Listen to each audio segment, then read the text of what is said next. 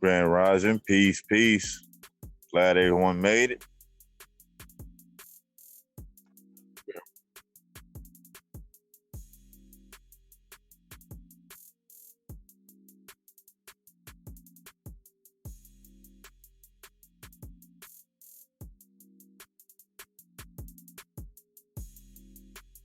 Press some ones if y'all can hear us in the chat out there. Let us know the sound coming through crystal clear.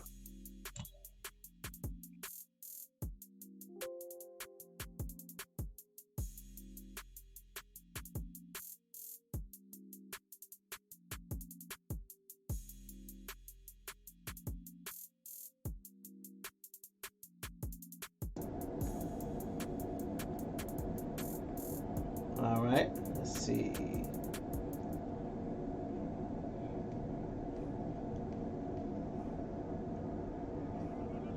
All right, so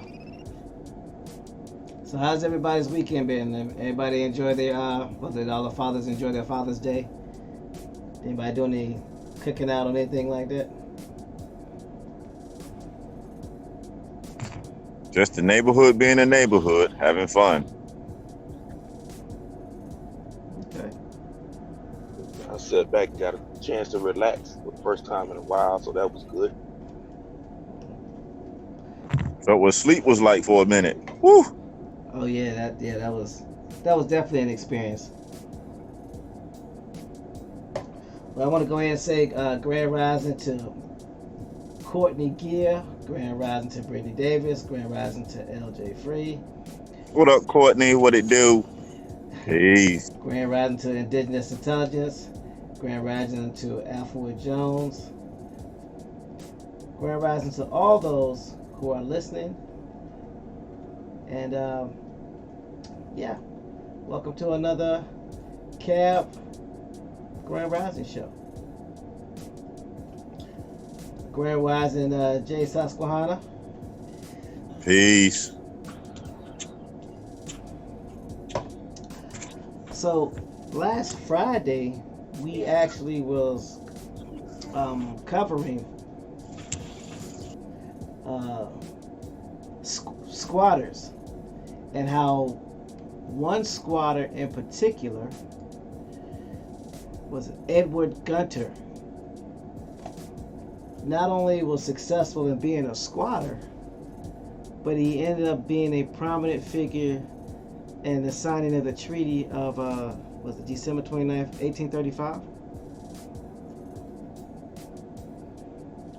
And with the help of Doodle Vision, aka James Flames, it showed us how we went from being on a reservation to being slaves in a new county. So if you didn't get a chance to listen to that episode, please check it out. It threw me for a loop. Very educational, to say the very least. It shed a whole new light on how things were done and how we lost a lot of our land, a lot of our privileges, and how we were basically being squeezed from every direction. James, being that you knew a lot of this information, and we're fortunate to have you up here and share it with us with your Choctaw background.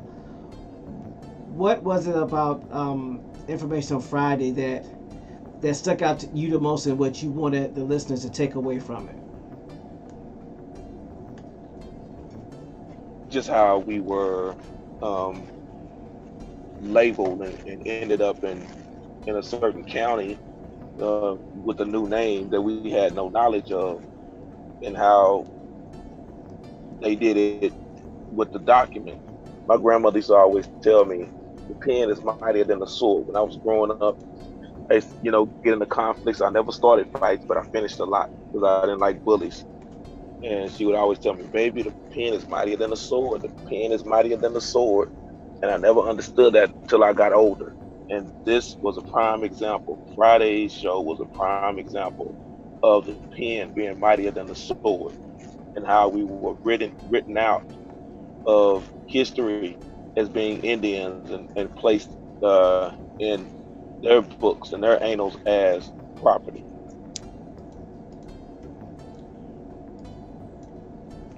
Yeah, it took me a good 3 or 4 hours to get right after that one. So yeah.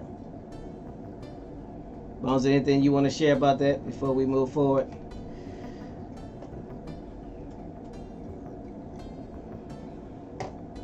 Man, talk about a headache. I think that's why I slept so much this weekend.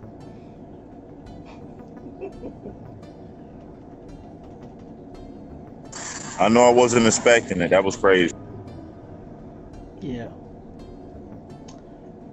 I wasn't expecting it either. So we're going to continue with our series on not only that treaty being signed and how it affected the property and land rights of the Cherokee Indians, but also we're going to talk about another prominent individual, and what's the best way to put it? Another example of basically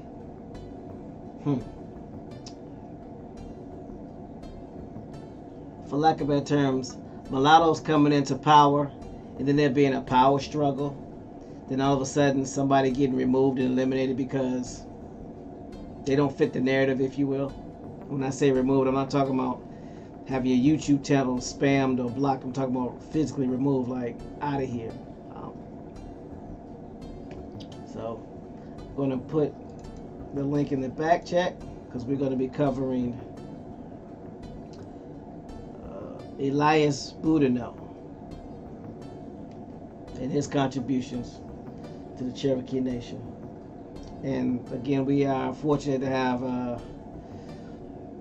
Doodle Vision, aka James Flame, aka Choctaw Jimmy, who's going to be able to provide an American Indian perspective on this, and it's going to allow us to see things from not only the Georgia Encyclopedia perspective, but from an Indian perspective. So give me a moment while I pull this link up and put it in the back chat for those to be able to follow it and go back and do some studying on it and do some research.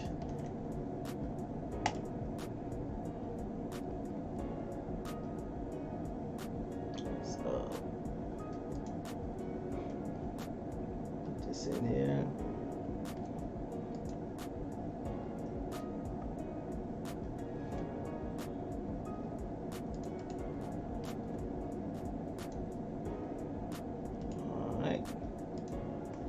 So there's the link for Elias Boudinot.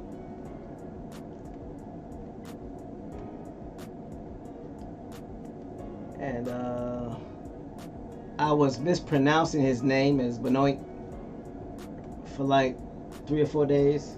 So shout out to everybody that was patient enough to correct me and help me enunciate and pronunciate his name correctly. So it's Elias Boudinot. So if you hear me accidentally say Benoit, you know who I'm talking about. But that should not be the situation just rising.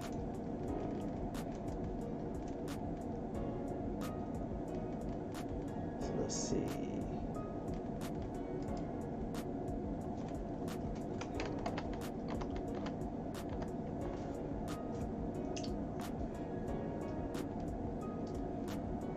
So we're gonna start with Elias Boudinot, born 1804, transition 1839.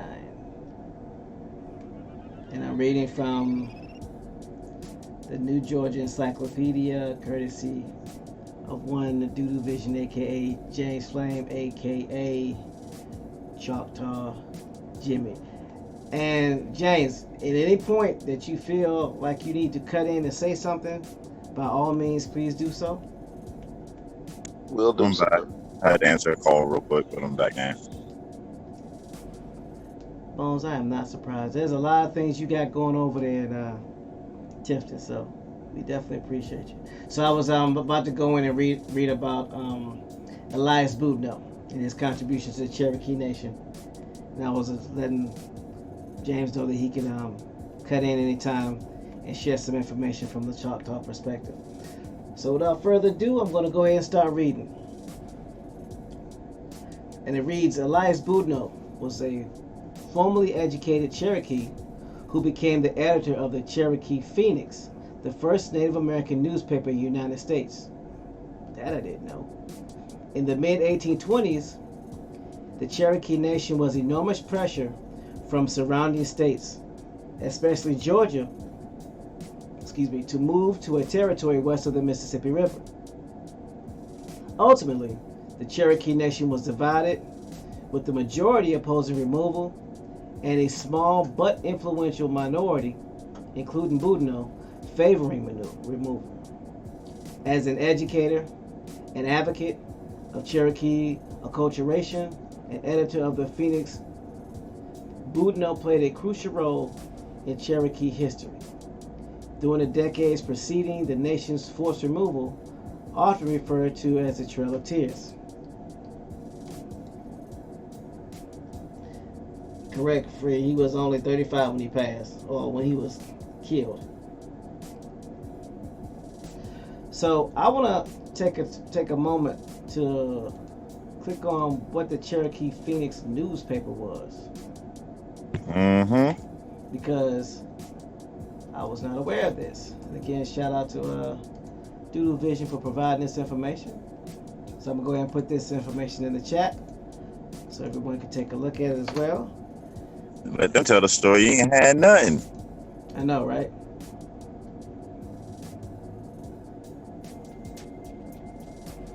So the link that I just put in was in reference to the Cherokee Phoenix. They even have an original entry by Angela F. Pulley of Yale University, New Haven, Connecticut, on 8/28/2002. And it reads, the Cherokee Phoenix, the first Native American newspaper in the United States, was first printed in 1828 in New Echota, Georgia, the capital of Cherokee Nation. The Phoenix was published weekly and adjacent columns of English and Cherokee texts. Okay. The General Council of the Cherokee Nation, in collaboration with the Reverend Samuel Worcester of the American Board of Commissioners for Foreign Missions, established a printing office at the New Echota in 1828 and offered the position of editor to a formerly educated Cherokee named Elias Boudinot. I'm about to mess it up again. In the previous decades, the Cherokee Nation had abolished blood revenge practices. If you remember, we had talked about blood revenge, about a life for a life, which basically kept the peace. Go ahead, Bones, I'm sorry.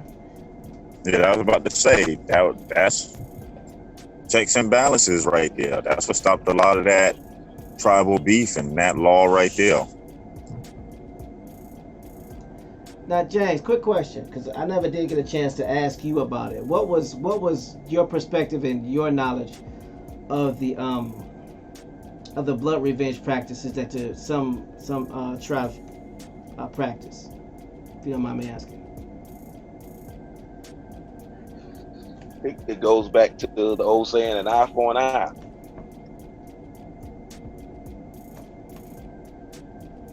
But there you go. An eye for an eye. And it basically kept the peace. But when they removed it, who was responsible for removing that, Bones? You remember? Was it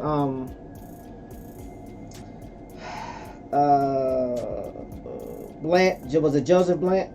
Joseph Brant and the other chiefs. Yeah, Brant and the other chiefs. They removed it. Okay. And it said that they established a bicameral council, enacted a written constitution, and developed a Cherokee writing system or syllabary. The Cherokee Phoenix represented a milestone in continuing transformation of the Cherokee Nation. Remember, the purpose of the Indian agents were to help the tribes and the Indian become more Europeanized. exactly. In the mid 1820s, the Cherokee Nation was under pressure from the surrounding states, primarily Georgia, to either relinquish their sovereignty or move to a territory west of Mississippi River. The General Council established the Cherokee Phoenix newspaper as a tool for eliciting widespread public support and for keeping the Cherokee Nation united and informed during this crisis. As a result, a fundraising and publicity tour, the Phoenix attracted subscribers in nearly all states in the United States and in Europe. Hold up now. If these people don't have no rights, no say so, why is this a newspaper gaining support and fundraising for them? Grand Rising Copper Color Queen, we're covering Elias Boudinot and his contribution to Cherokee Nation. And from what we see, he's responsible, he was the editor for the Cherokee Phoenix, which was a newspaper that was used as a tool to elicit widespread public support and keep the Cherokee Nation united and informed during this crisis. So they had a fundraising and a publicity tour, and it attracted subscribers in nearly all parts of the United States and in Europe. Hold up. Indians printing up newspapers and they released in Europe? Just saying, that's a lot for people that's not supposed to have anything and be doing nothing. Yeah. The first issue of the Cherokee Phoenix was published on February 21st, 1828. Boudinot issued a detailed prospectus for the paper in October 1827. In it, he pledged to print the official laws and documents of Cherokee Nation, local and international news items, columns on the Cherokee's progress in the arts of civilized life, and tracts on temperance and Christian living. Short works of fiction and columns reprinted from other newspapers also appeared routinely. For the first time, Cherokee were able to read the news of their nation in their own language. In 1829, the name of the Cherokee Phoenix was changed to Cherokee Phoenix and Indians Advocate, to reflect the expanding scope of the publication. The impending removal of the Cherokees from Georgia was a closely watched issue nationally. As the focus of the newspaper shifted to the removal crisis, the paper's editor began to find himself at odds with the General Counsel and the anti-removal principal chief, John Ross. Please keep that name in mind. In the years following the Indian Removal Act of 1830, Boudinot had increasingly supported the voluntary removal of the Cherokees to a territory west of the Mississippi River. The paper was never intended to be a vehicle of free speech, but an instrument of an official leadership of the Cherokee Nation, which vehemently opposed Cherokee removal on any terms. In August 1832, Boudinot was forced to resign, and Elijah Hicks, an anti-removal Cherokee, became the editor of the Phoenix. The Cherokee Phoenix and Indians Advocate was published weekly until May 1834, when the Cherokee annuity was not paid and the presses came to a stop. In 1835, the Georgia Guard, a militia unit organized to police the Cherokee territory that the state claimed, confiscated the printing press to prevent anti-removal sentiments from being voiced. Now remember, the government was paying the Cherokee annuities for land previously surrendered or ceded. So they stopped paying these annuities to force the Cherokee to move.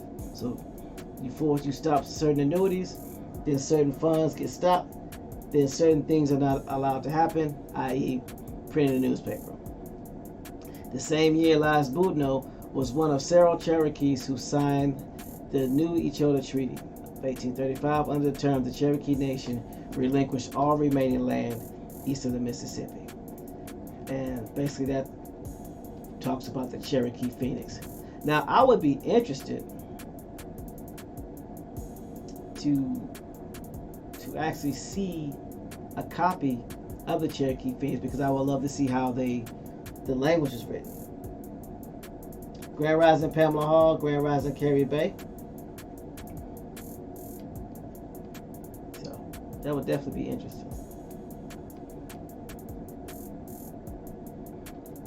So we're going to go back to Elias Boudinot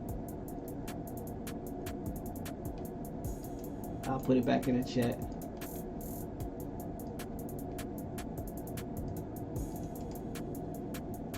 Because we were just reading about the newspaper he was an editor for before he got removed. But that's interesting.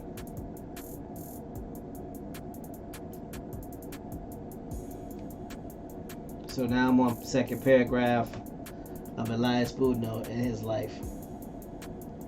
And it reads, Elias Boudinot was born in Oothcaloga in northwest Georgia about 1804. He was called Gallegina, or the Buck, and was the eldest of 9 children. His father, Oo-watie, was considered a progressive Cherokee. Oo-watie enrolled Gallegina and a younger son, Stan-watie, later a Confederate general, in a Moravian missionary school at Spring Place in northwest Georgia. In 1817, young Gallegina was invited to attend the American Board of Commissioners for Foreign Mission School in Cornwall, Connecticut. On his journey there, Gallegina was introduced to Elias Boudinot, the aged president of the American Bible Society, and adopted his name in deference and tribute. So he got his name from somebody that was a president of the American Bible Society. So he went from Gallegina to Elias Boudinot.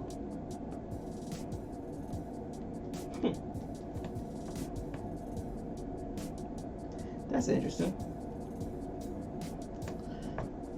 So Boudinot, aka Gallegina, spent several successful years at the American Board School, and in 1820 he converted to Christianity. 4 years later he became engaged to a white woman, Harriet Ruggles Gold, the daughter of a Cornwall physician. So by the picture of Elias Boudinot, you can already tell that he's a mulatto with woolly hair. So now he marries, they say, a white woman, Harriet Ruggles Gold. She was a daughter of a Cornwall physician. It said their engagement ignited a firestorm of racial prejudice, and the betrothed couple was burned in effigy. Labeled a breeding ground for mixed couples, the American Board School was forced to close immediately. Whoa. Boudinot and Harriet Gold married in 1826 and then returned to Hightower in the Cherokee Nation to work in a mission. So this school, the American Board School, was basically forced to close after Boudinot, aka Gallegina, and his white wife, Harriet Ruggles Gold, got engaged.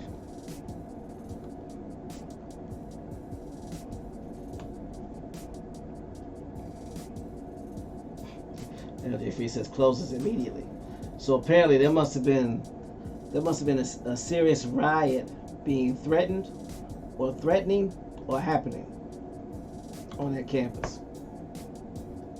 Early in the spring of 1826, Boudinot had embarked on a national speaking tour to elicit financial, spiritual, and political support for the Cherokee Nation's continuing progress in the arts of civilization. His pamphlet, An Address to the Whites, 1826, was based on a speech he made in Philadelphia. Boudinot proved remarkably effective at fundraising. By 1827, the General Council of the Cherokee Nation was able to purchase a printing press and Cherokee typeface for the publication of the newspaper, with Elias Boudinot as his editor. The groundbreaking first issue of the bilingual periodical known as the Cherokee Phoenix appeared on February 21st, 1828. Boudinot pledged to print the official documents of the nation and tracts on religion and temperance, as well as a local and international news. In the years following the Indian Removal Act of 1830, Boudinot also began to publish editorials in favor of the voluntary removal of the Cherokees to a territory west of the Mississippi River. But his opinions were at odds with those held by the majority of the nation, including the General Council. He resigned as editor of the Phoenix in August 1832. Well, they say he was basically replaced, but anyway. But continued to take on an active role in the removal crisis and even printed a pamphlet attacking anti-removal chief John Ross. He ultimately signed the new Oothcaloga Treaty in 1835, which required the Cherokees to relinquish all remaining land east of the Mississippi River, and led to their forced removal to a territory in present-day Oklahoma. Soon after moving west with his family in 1839, Boudinot and two other treaty signers, his uncle Major Ridge and cousins John Ridge, were attacked and stabbed to death by a group of Ross supporters.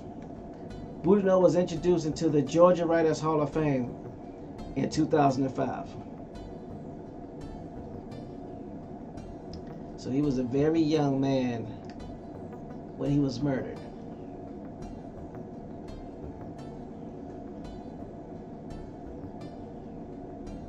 So what I learned is that there was a newspaper called the Cherokee Phoenix that was bilingual, and not only was it circulated throughout the Cherokee Nation, but it was circulated throughout the United States and in England.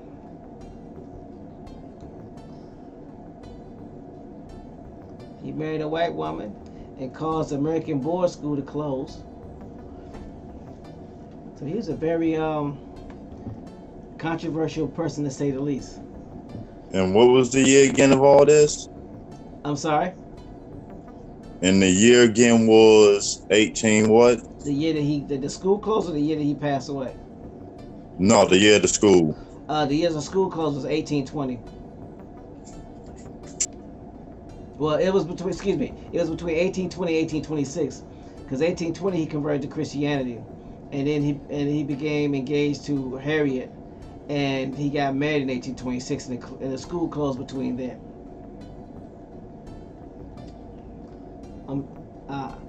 I'm assuming you asked for a reason, so what's going on through your head?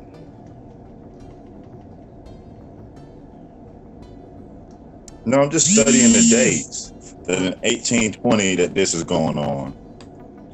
And I'm still trying to figure out, doing all this recorded history, not to be funny or nothing, where these Africans at?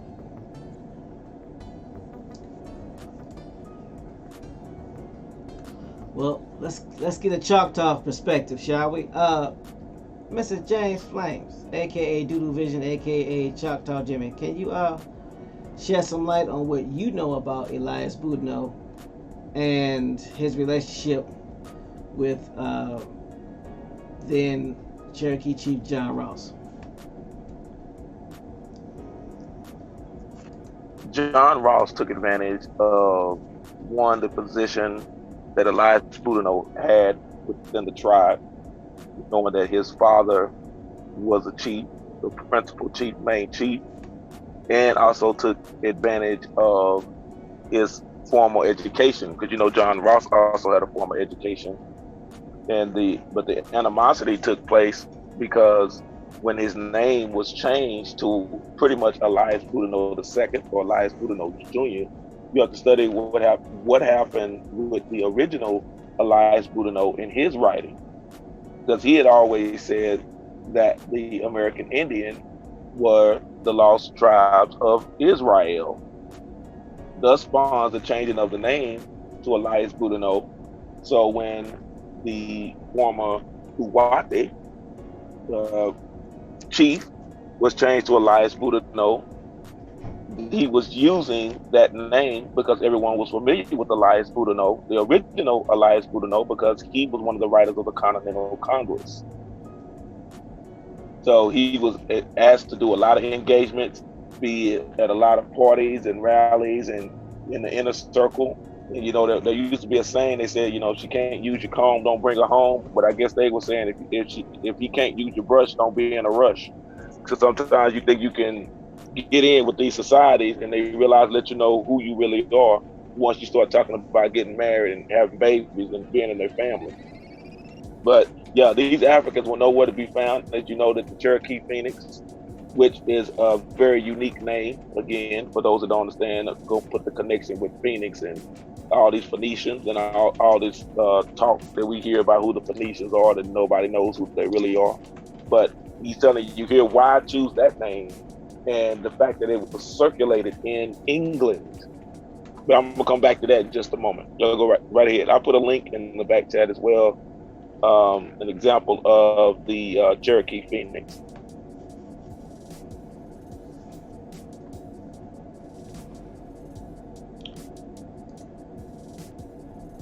Okay, so he took on the name of Elias Boudinot because Elias Boudinot was a prominent speaker talking about the Indians being of the lost tribe of Judah. Right. His mentor, after he went up, his mentor and the changing of his name was due to that the first Elias Boudinot being the author of A Star in the West. And this is the reason why the chief of his way, Elias Boudinot II, changed his name to Elias Boudinot, one in honor of the original Elias Boudinot and his converting to Christianity. Now those kind of coincide. He changed his name.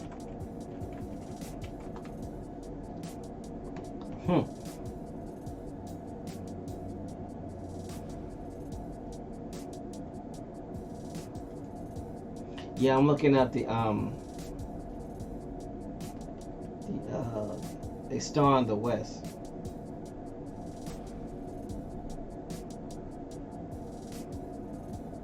Yep, Elias Boudinot often.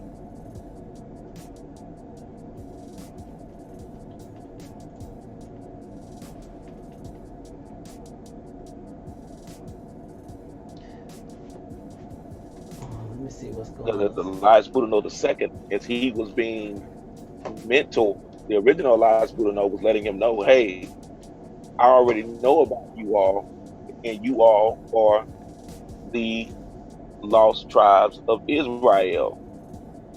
And this is how they were easily converting Indians into Christianity, because it was the writings. It was all writings, and they remixed it. I'll never forget, I was sitting there at a little diner, and I was having a conversation with a gentleman that's a little bit younger than I am, and it's like a little sandwich shop, diner type, deal. And some music came on, and he was looking, and he said, "This is not the type of place that they would be playing Coolio." And I just busted out laughing, a Gangsta's Paradise. And I said, "Nah, dude, that's Stevie Wonder, Pastime Paradise." He had no clue that Gangsta's Paradise was just a remix of Pastime Paradise by Stevie Wonder. So this is what is happening to us when people say, "Oh no, don't deal with that book, don't deal with that Bible." It is our story that has been remixed and remastered. So when we figure out who's who and wondering why so many of us, because everyone is saying stay away from the book, stay away from Christianity. And I'm not here to tell anybody about dealing with faith or any of that. That's your personal perspective. That's your personal belief. Just like I don't care what color your bed sheets are. That's personal. So I am saying this, that don't shun something because a group of people tell you to shun it. You have to understand how so many people got converted to Christianity. It was no sitting up here, like I said, it wasn't whipped into us. It wasn't beat into us. Don't let them fool you. You have to go back and read the Popol Vuh. When you read the Popol Vuh and you read that, again, parallel to the collection of books that they call the Bible, you'll understand why so many of us were converted to Christianity. With that, I yield the mic. Wow. It's funny that you say that, because it reminds me of what's his name? That started the Mormons. Was John Smith? Yes, sir. And the original Elias Boudinot was a Mormon. Yeah, it reminds me of the story of how the Mormons got founded. Not the wacky stuff they tell you now, but the when you look up his story, that he got a book from a set of Indians, and that's what he was teaching out of originally. And they said he was crazy and laughed and laughed. And up Yeah, until I think it was about 20, maybe 20, 25 years ago, that they realized the original writing of what he said that he found when they copied what was on the golden tablets was Paleo Hebrew. But we can discuss that at another time, doing another show. yeah, it gets deep from what it was, what Mormonism was, to what they turned it into today. Two different things. Wow. So I want to say Grand Rising to Macadon One, to Ladarian Woods, and to Jay Sasquatch. He said that he read the Jay said he read the book Star on the West. So that's good. That's good stuff, Jay.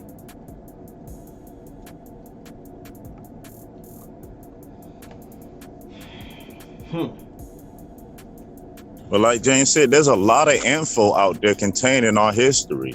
We just gotta seek through it. Don't get caught up in the romance stories, just take the information from it.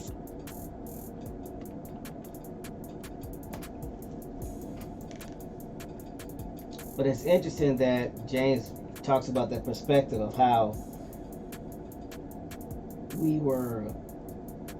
our ancestors were converted into Christianity, because it speaks of us being from one of the lost tribes.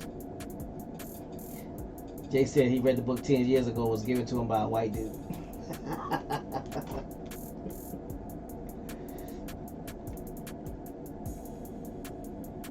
Okay, you've been up on this stuff for a minute. That's what's up.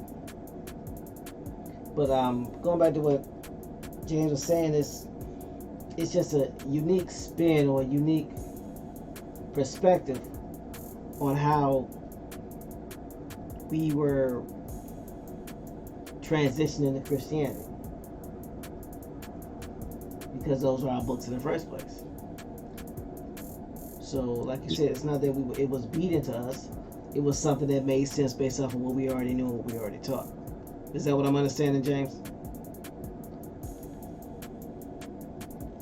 Yes, sir.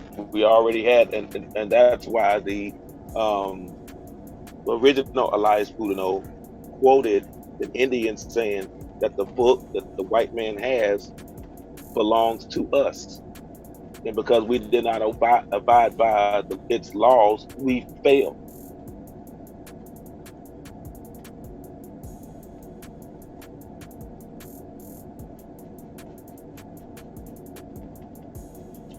I mean, let's just put it in practical sense.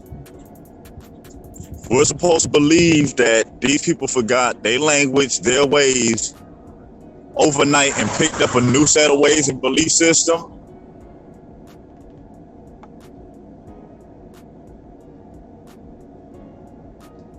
When it's more sensible just to plant something on top of what's in them already, natural habits and things that you're already doing.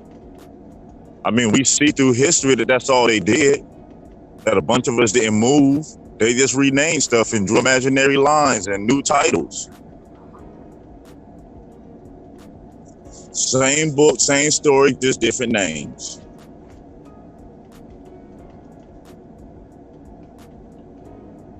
And the things that they couldn't explain or they didn't want to explain, they made it seem or appear very spooky or esoteric. Exactly.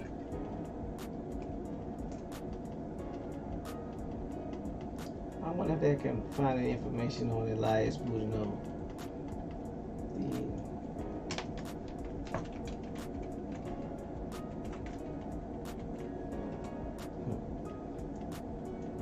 Oh yeah, like I say, it's tons of information out there. You mean the original Elias Boudinot? Mm.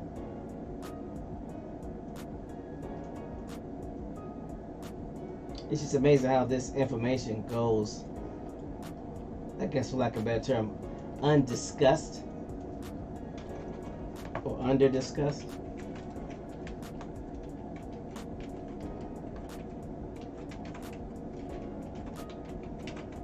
Yeah, like sometimes the most important info don't.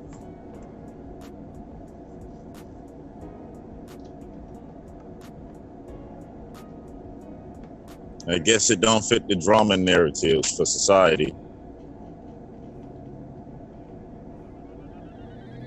And the original Elias Boudinot was very well respected, again, because he was one of the penmen of the Articles of the Confederation, and he was a part of the Continental Congress.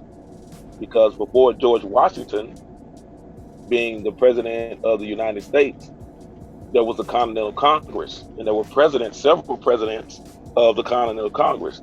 So he was very well respected. This wasn't a guy just trying to get people's attention. He already had the masses' attention by the position that he held. So a Star on the West has some credibility.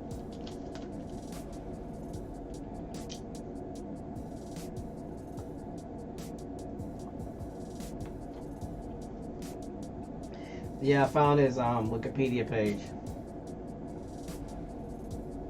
Hard hats, steel toe boots, double seat belts. We going in. I'm about to put this in the chat.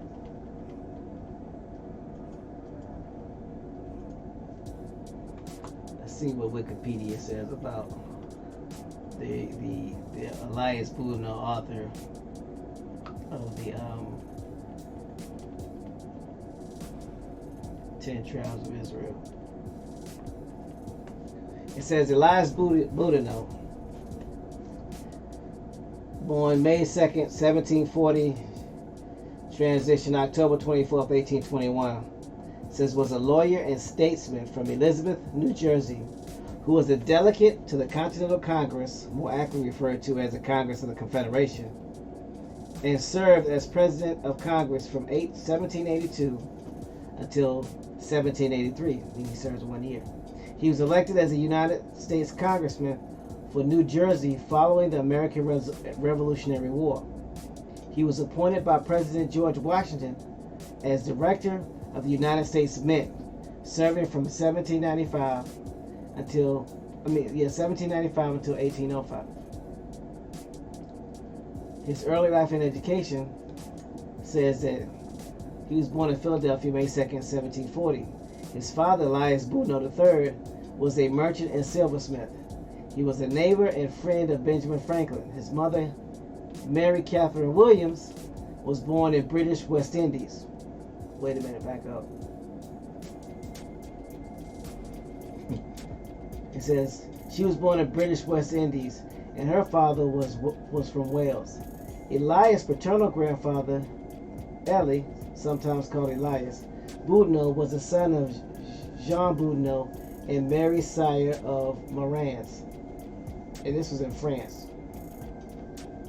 They were a Huguenot, French Protestant family who fled to New York from 1687 to avoid the religious persecutions of the King Louis XIV. Mary Catherine Williams and Elias Boudinot Sr. were married on August 8, 1729. Over the next 20 years, they had 9 children. The first, John, was born in British West Indies, Antigua.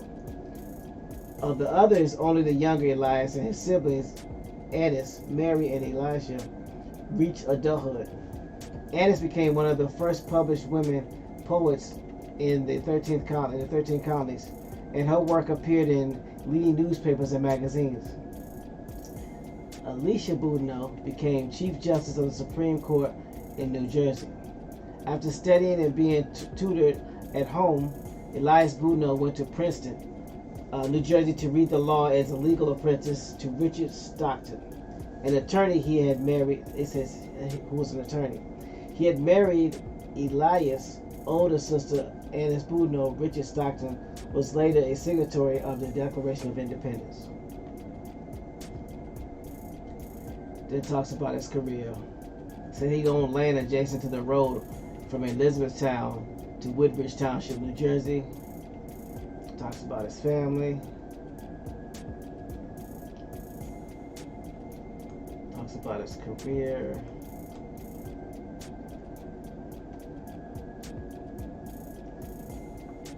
It's interesting to see that it doesn't mention anything about his book.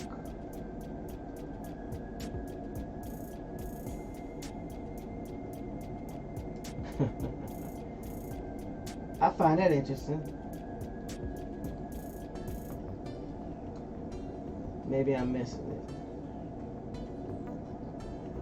That's one of those things that are omitted, because once you start doing research and actually find out, you start to say, wait a minute, we're not having any ties to Africa here. Again, I want to reiterate, not saying if you're African, be all the African you can be. I'm simply saying that some of us know that we are not African and we are not from Africa. So these are the things that you don't hear about or ever read about in school. All you know is George Washington, first president of the United States. And that's it. You don't ever hear about the Articles of the Confederation. You never hear about the Continental Congress. So if you don't hear about those things, you'll never find out about Elias Boudinot and the influence that he had as a quote unquote founding father. I yield the mic. Yeah, because I'm excuse me, I'm looking and I see nothing of the book that he wrote.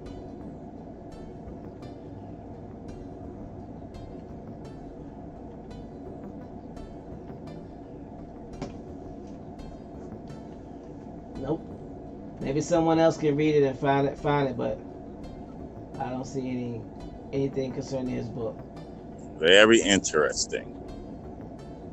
It does mention that it does mention that he argued for the rights of Black and American Indian citizens and sponsored students to the board school for Indians in Connecticut. One of these, a young Cherokee named Gallegina Oo-watie, also known as Buck-watie, stayed with him in Burlington on his way to the school. The two so impressed each other that Gallegina asked for and was given permission to adopt the statement's name, later known as Elias Boudinot. He was an editor of Cherokee Phoenix, the nation's first newspaper, for which was published. And it's interesting the way that they say the original Elias Boudinot argued for the rights of Black and American Indians. Well, we know that's not true, the first part, because what year is this again? This is around the early 1800s, around 1820.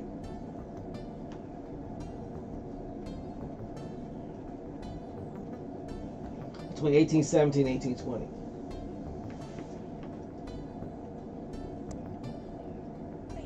Yeah, that's not a term that was used towards us at that time. But it's funny the way it's written, because it says Black and American Indians, meaning Black Indians and American Indians. Because it doesn't say Blacks and American Indians, denoting that there's something different. Just thought that was interesting the way they put that. Yeah, because at this time, if we use this understanding that these natives were allowed to identify as a tribe, it would make sense who he's talking about. Exactly. Yes, sir. Your Acadians and your Melungeons.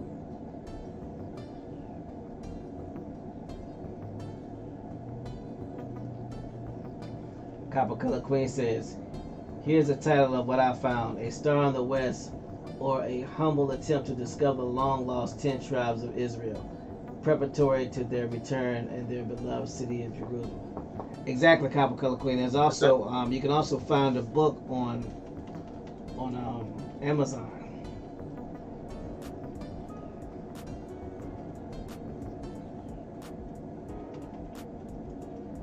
And I'm sure if you Google it, you might be able to find the PDF version. Oh yeah, I was going to say I'll put it in the back chat, and if y'all put it on the website after the show, I'll put the link. Okay. To, yeah, don't even have to pay a dime for it. Okay, that's cool. But again, it goes to show that our United States government will never say that we were all from Africa. They just won't publicly put the information out there for us to easily find and locate it. It's out here. You got to dig. But we'll never be able to accuse them of outright denying who we are. there are entities and industries in place that do that on their behalf. And normally they look like us. Ain't got to take a step back when you read too, or you'll miss it. I came across that information at the Smithsonian Museum of the American Indian in Washington, D.C. You get an opportunity, don't waste your time going to that African American museum. Now, you can after the fact, but I would strongly advise that you go to the Smithsonian Museum of the American Indian. Our story is in that building. At least parts of that story are in that building. So don't let people trick you to go into that African American museum. Go to the Museum of the American Indian. I yield the mic. And I was just doing a Google search on it, and there's actually, of course, there's one in Washington D.C. There's also one in New York.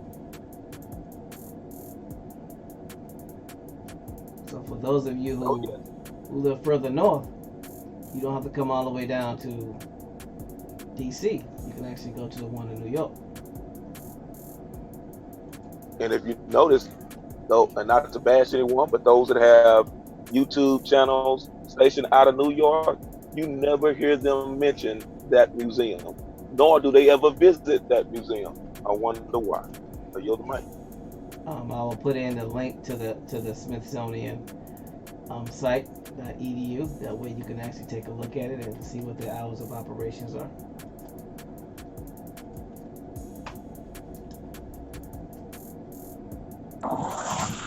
Yeah, and there's something that was said that I meant to touch on, but we end up going over some other things. It's kind of funny when they say you about these colonies, that America was formed off of these 13 colonies. But there's a problem and a major hole in that story. If they set up America in 1776, they didn't get the so-called 13 colony of Georgia to 1804. So now, how many colonies started America?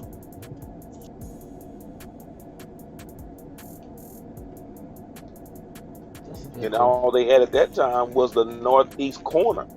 They didn't even have all of Georgia. That's where it's getting into Elias Boudinot II and John Ross and all of them in Georgia. And that time, that portion of the Cherokee were only in the northern part of Georgia and then going back into Tennessee, because the southern part of Georgia was all Yamasee. So they didn't even have all of Georgia when they were claiming Georgia. Just like Tennessee was a state, became a state in 1796, and they were still battling with the Cherokees in Tennessee. So you see how they restructuring things and trying to fit certain things in the history that don't apply. They were not controlling Georgia at all. That was part of the negotiations. Just think about it. They were still fighting Indians in Florida 1830, 1840s. Yep, this was still dealing with the Red Stick Wars. Mm-hmm.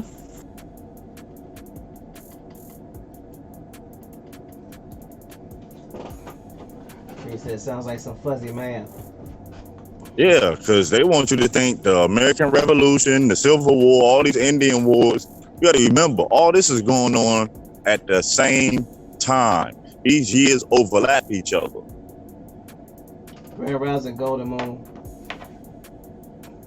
That's just like the Trail of Tears. If you actually study the timeline, you notice the so-called Trail of Tears and the expansion of the railroads go hand in hand. Yes, sir. Look at what we read before. How many people know before we went through that information that they had steamboats during the Trail of Tears? That these people were allowed to pack their whole house, furniture, and all, and they kept it in storage until the waters got high enough for the steamboats to take it out west. Yeah, I didn't know that. And if you actually want to see a copy of the original treaty, it's actually a copy of it at the Smithsonian Museum of Native American Indians and it's also online. So Man, they got it so itemized. They let you know how much they pay for stagecoaches, for food, shelter. These people were staying in forts as they moved on.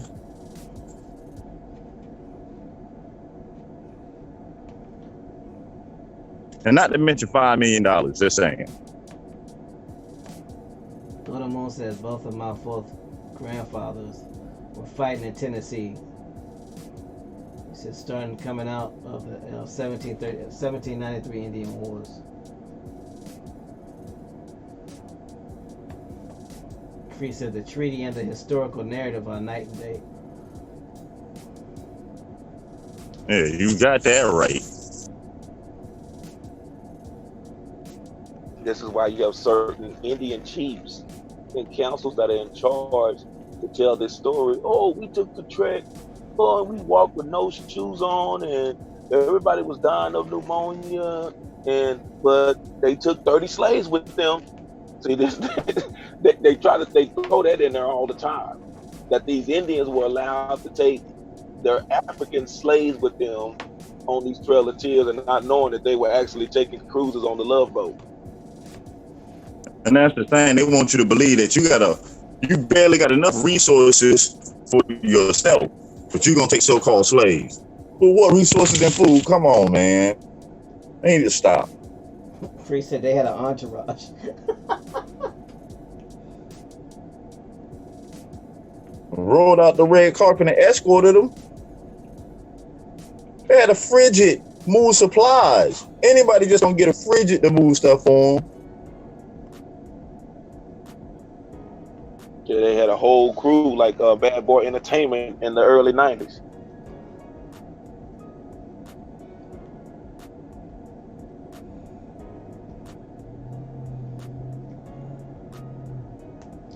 Well, the question should be asked: why such a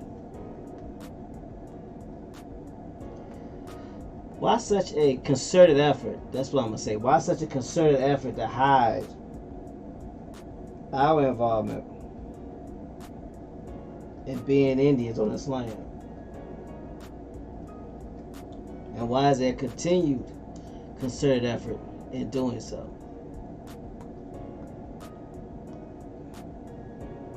Because we're receiving it from both sides.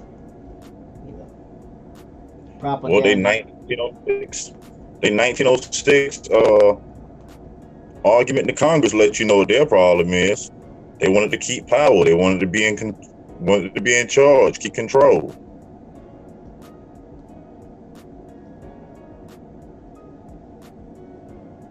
Because once you find out who you are and you stop fantasizing about going across the pond and realize that you are home, it makes all the difference in the world. Because I'm going to give you the numbers to think about. When they do the census, they say we're around 12 to 13%. Mm-hmm. And they've been saying this since the census started. Now, you think about the fact that there was this great influx of immigrants coming over from Europe at the end of getting into the 19th to the 20th century. How did we still remain at 12%? When Africans were limited on coming over here as immigrants. They had to almost get into a fist fight to get over here as immigrants. Then why would Africans want to come over here knowing that their so-called relatives were being abused and misused if you look like them? Why would they want to come over here? Why were West Africans fighting to come over here? That makes absolutely no sense. But how did we remain at 12 to 13%? And these are just the ones that were counted in the early census records. But how did we remain at the same percentage? And they're coming in by the millions on the ships coming through Ellis Island. I'll let that sink in for a little bit. I yield the mic.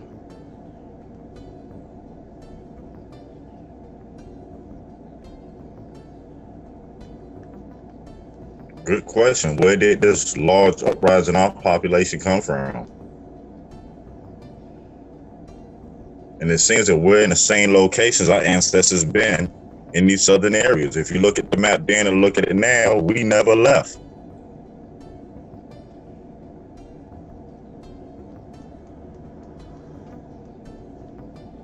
Because during those census takings, you think about the states and then the counties, and if they only had just a sliver of an area of what became known as a state, then the other areas were still what they call Indian territory. So you would not be counted on the census.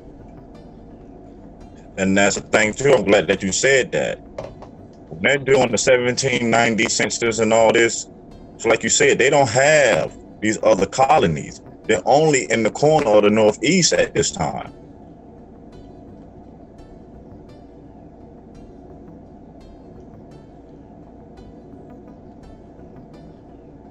So they claim Georgia to be a state, they claim Tennessee to be a state, and all of this is still Cherokee territory.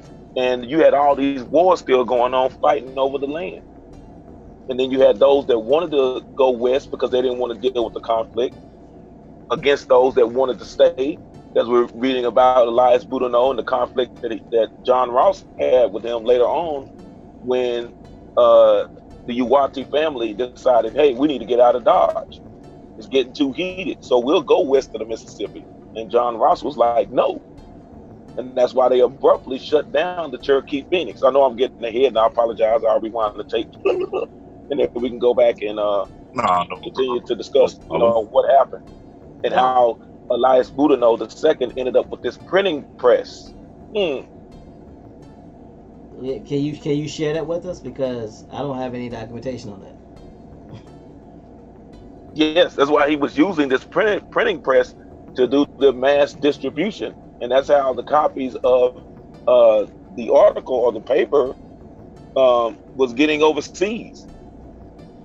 So he was getting funded by the United States government for this printing press to get the word out on what was going on.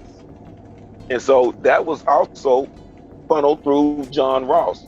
So I gave the example last night that John Ross was just like Blair Underwood's character on The Posse. That he's trying to tell everybody, don't leave, stay, but give me your deed, give me your deed. Well, the one that's holding the deed is the one that's going to profit, like they said, because remember, the railroad was coming through. The railroad was coming to town. So he didn't want the Cherokee, John Ross didn't want the Cherokee to say, I will sell my land to the U.S. government individually and get out of Dodge. That's why John Ross kept saying, stay, stay, stay, stay, stay. And as long as he was the principal chief, who was going to benefit? John Ross. That's why. Let's also put another bit of history to add on to the newspaper on what else was going on at the same time. We got to remember, this is the same years of the Know Nothing Party that's making the big push to send the American Indian, aka the African American, to Africa. So now you know what they were protesting with the newspaper and what he was using the newspaper to fight against. Remember, they said they were speaking out against it. So what was going on at the time that they were speaking out against?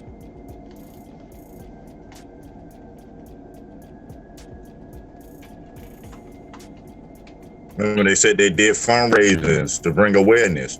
What situation was going on to bring awareness to? Remember, the Know Nothing Party changed their name in 1855 to the American Party.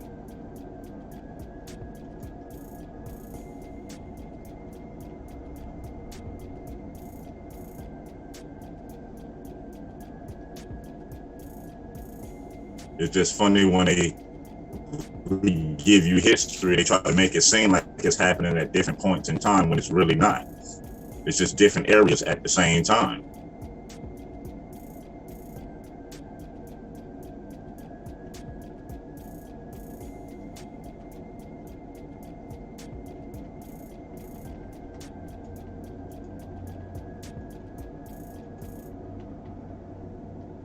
and they were also receiving word from those in what was known as New Spain or New Mexico that, hey, we don't have these problems out this way, so come out this way. So you had a great influx, and they try to change the narrative and say, oh, these were runaway slaves again. Nope, nope, nope. There's one and the same people that were coming into Texas slash Mexico, and I say Texas because it was not Texas at the time. That everybody was coming into this land. That's why you would see a great influx of Cherokee that were coming along with Choctaw that were coming into Texas and Mexico. Because again, we all knew we were interacting and dealing with the same people. If you look at the study the agriculture, you'll realize that it was the same people, which is why those from Belize say that they are Caribbean. And Belize, if anybody know about the land of Belize, is nowhere near the West Indies. So why would they say that they're Caribbean? We're all part of the same people. I mean, we were still selling the waters too. Suponi was still selling the waters. So there was no these borders that are made now that we go to a certain county and it's nice and square, and we go to a state and we know the shapes. This wasn't taking place then. So we have to go back and figure out what was being done, why it was being done, and who was pulling the strings. And a lot of that, as Brother Bones talks about, it was us plotting against us, trying to get one up on us. Don't ask me to say that again because that's a tongue twister. I yield the mic. I mean, really, what Reconstruction was really about. What were their Reconstruction? The territory of the states. You notice the expansion of the states after the war?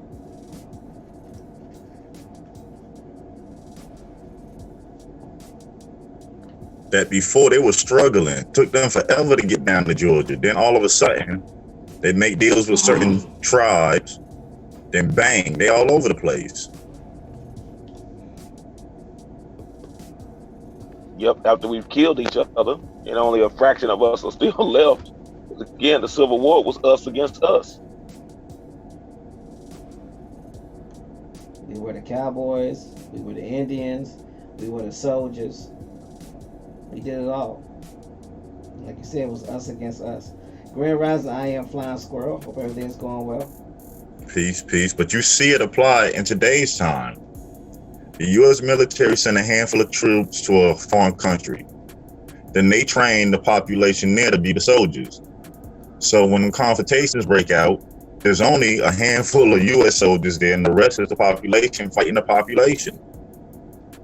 We see it be done constantly.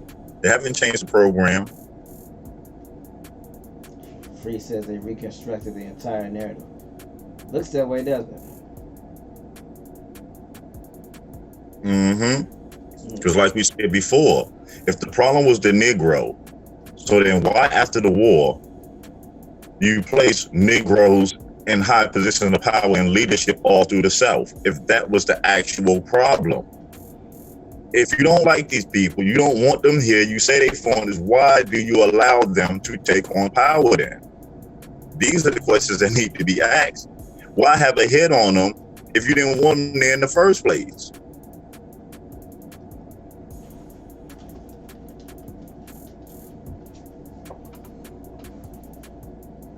Yep, and these were so-called Negroes placed in position of power on the federal, state, county, and local level. Because there was sitting, we were sitting judges, sheriffs. So how did all that work out?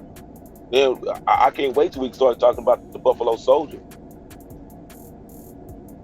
And remember, these so-called slaves were supposed to be illiterate and didn't know anything. So how did they learn politics in less than 5 years? Forget politics, how they learn how to speak different Indian languages to communicate with them. In less than 5 years. But then forgot their mother tongue from their so-called African country. Really? Come on, man. Which one is it?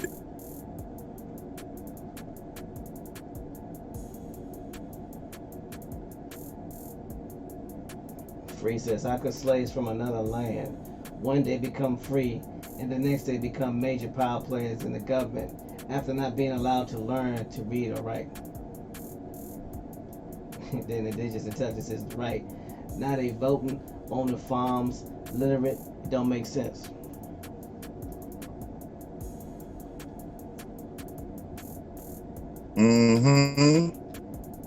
These are the questions that need to be asked.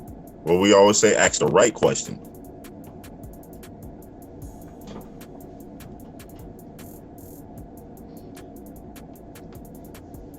If that's the case, how do you ever have so-called Negro Wall Streets popping up all over the Americas? How?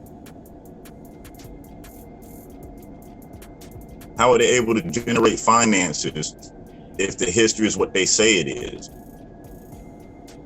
Who is they manufacturing for? Who is they selling to? Who is paying them for these services? Remember, they had enough, our ancestors had enough finances to rival what they had.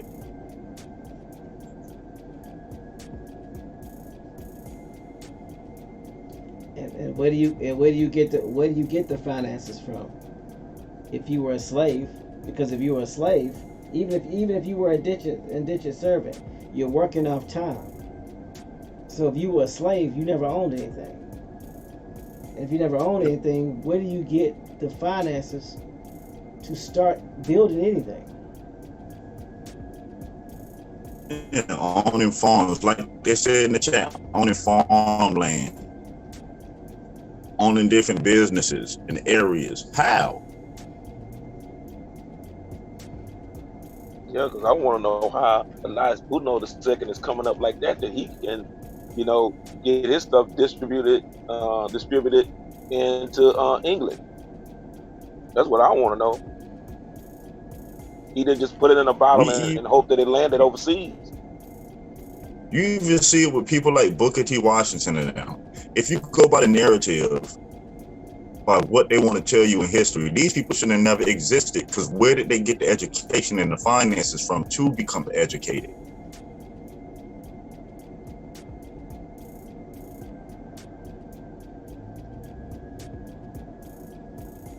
See, these are the questions that we must ask, that are not asked. We just get caught up in the emotion of, oh man, how we were treated, and not stepping back and saying, wait a minute, where did they get the finances from? Because this was not people that were just given stuff, or stuff was donated.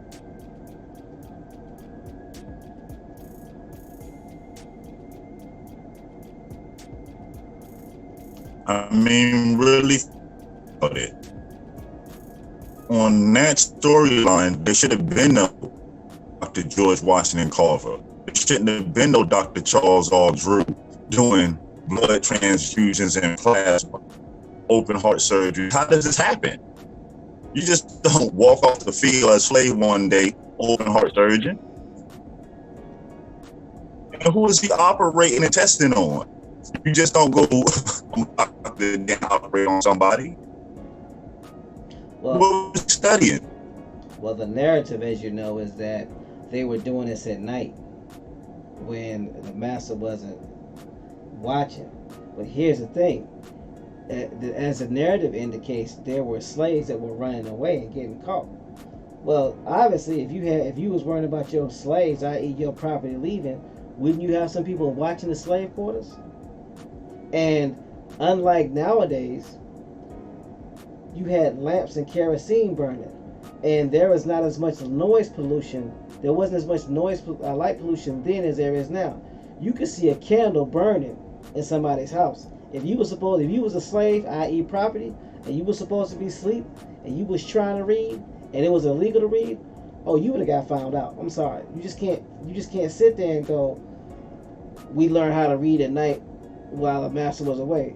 The master might have been asleep, but the people that were in charge of those slaves being up in the morning and doing the work, they was running shifts.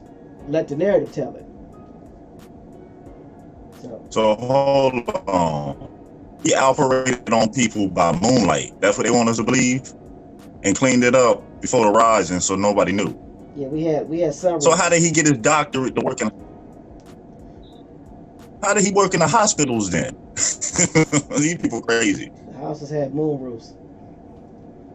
Let the light in. That's how it happened. I'm just saying. This was all after picking cotton 14 to 15 hours a day, every day. Yeah. Now you got enough mental stamina and physical stamina to come in here and practice surgery. And be successful at it. Yeah, to revolutionize what we know as blood transfusions and plasma. I have Flying Squirrel said this makes me want to make a parody on their history.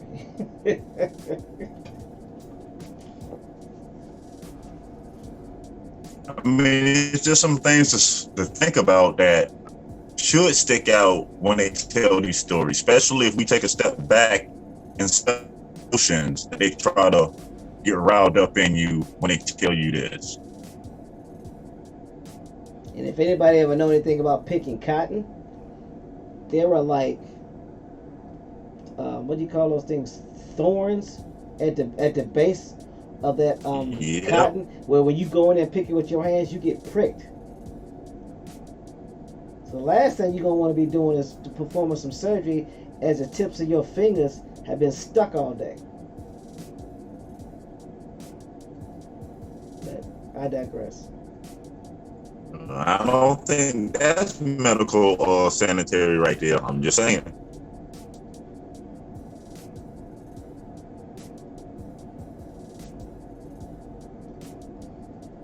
And all this is supposed to be going on while you have Indian wars, you have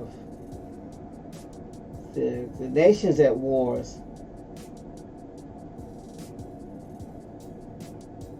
You know, all this is going on, and you got enough manpower to make sure the slaves ain't leaving. Okay. Grand Rising Patrick. Yeah, April. really? But then you so confident and cocky, you turn around and put guns in their hand and put them on the front line to fight for you. What? You gonna beat me and my family, then give me a loaded weapon? Well, like you said yesterday, I know who I'm aiming that at. Well, I'm gonna tell you like this from somebody that served 3.5 years in the military on an infantry unit.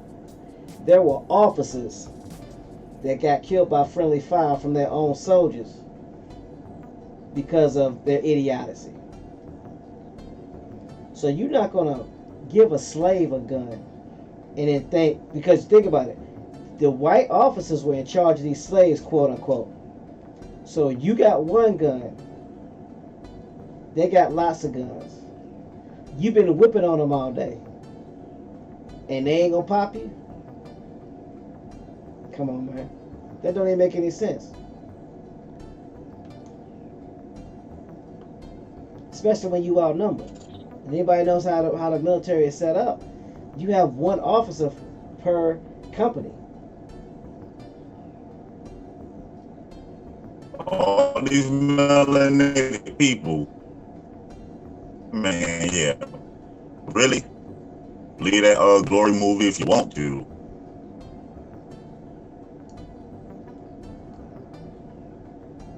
All this going on while simultaneously you have a man like William Goins that's just getting in his boat and just going all the way from the Carolinas into the port of New Orleans, all up into Galveston, and just going back and forth with supplies and goods. He's doing all that, but he's classified as a Negro, and that's why they changed the fact, like, oh, he was a slave. No, he was not. He was an Indian. He was going back and forth. Now, on his tombstone, it says he was a slave, but on the plaque that's dedicated to him, they emphasize he was not a slave. He was an Indian going back and forth, and this is all going on at the same time of dealing with the negotiations with the Cherokee. He's going back and forth because he's a Catawba Sioux pony. Again, he's going from the Carolinas with tobacco, taking it down, picking up sugar in exchange for that tobacco, and then coming to Texas and picking up cotton, dropping off some of the sugar, then going back to the Carolinas and dropping off cotton and sugar, and he's doing it again. And he had enough sense to be an attorney. So how was all this going on at the same time? Y'all get an opportunity, just look up William Goins, and he has that same that Dennis Edwards wrote, just like Elias Boudinot from the Temptations. And not to mention, at the same time, in the 1600s, the British getting their behinds whooped by the Zulus. So who are you running again?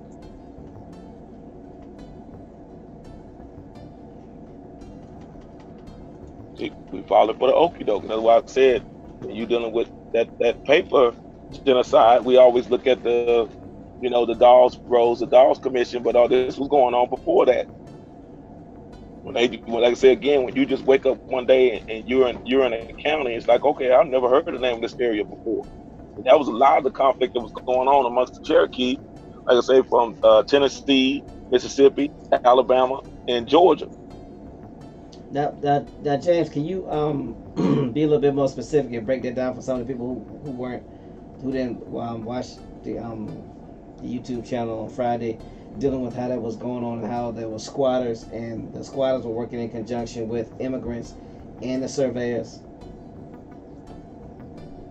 Yeah, and all this was coming in, and if one of you can, and I don't mean to put anyone on the spot, but just look up what was happening with the bank, the federal bank, and what they were doing, and the states that were suing the federal bank, Ohio being one of them. And when they found out the people that were east of the Appalachian Mountains were finding out, well, we're being double taxed because the federal government is trying to make up for the money that they lost, because at that time, the United States, they were broke. You think of all these wars and all these conflicts, you think about the Revolutionary War, the War of 1812, the war that they were fighting amongst all these Indians in the land. They were broke, literally broke. Because all the other countries that had given them loans during the Revolutionary War and the War of 1812, like, okay, it's time to collect. And France was going broke. I mean, it was the same time all this was going on. France was going broke because France was trying to take over Russia. You recall Napoleon was wanted Russia to be a part of France, and they went broke. All these countries that were allies were going broke. They didn't have any money.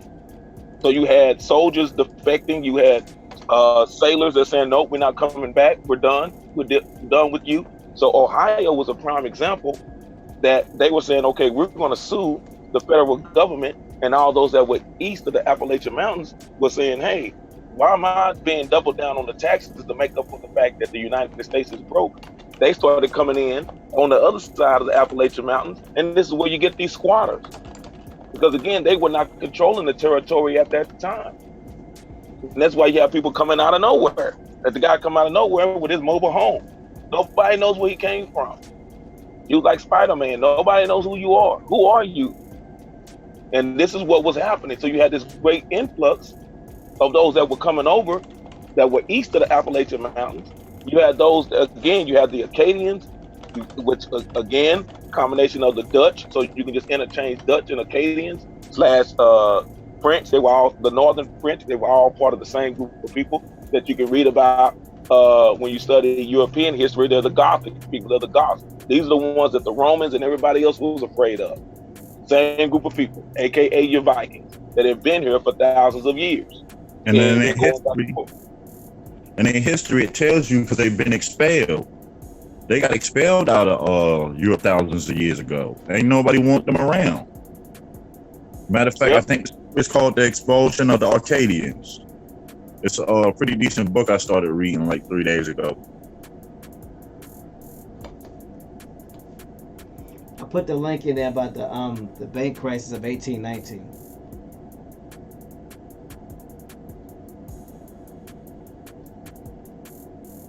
So think about all this was going on, and this is how Andrew Jackson gained momentum because he was pushing the charge. He was pushing the charge for states' rights. And that's why he was so popular. He was pushing that because of the banks. He was saying, again, like I said, one of the most one of the lines that had the most gravity in this movie or series of movies that stuck out with me because it was so true and people overlooked it. A national treasure that Nicolas Cage was. They were talking about the Civil War, and he said prior to the Civil War, people used to say the United States are. He said after the Civil War, they started saying the United States is. And you think Andrew Jackson was before the Civil War.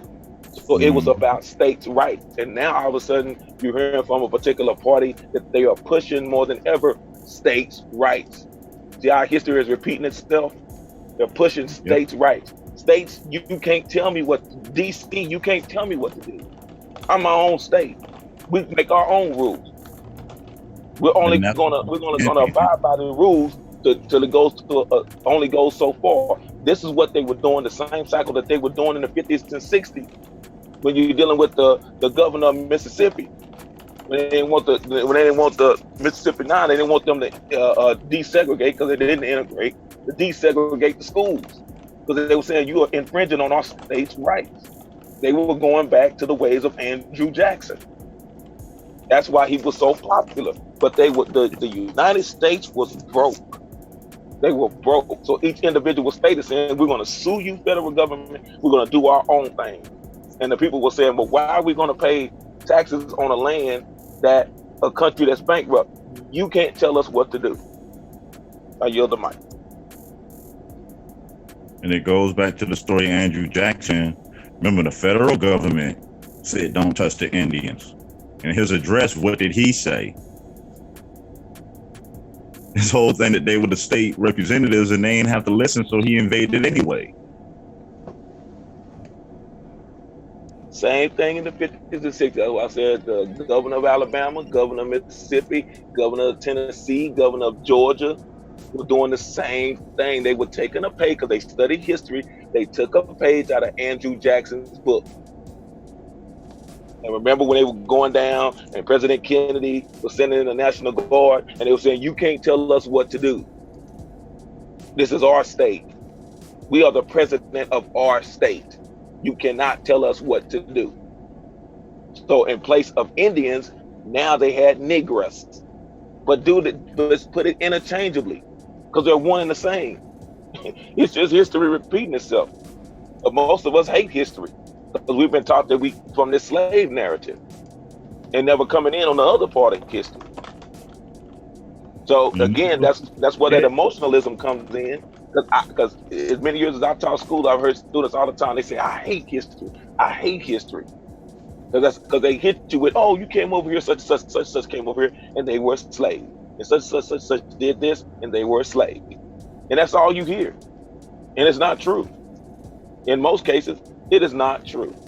I yield the mic. Think about this, relatives. Who is responsible for currency before the Federal Reserve?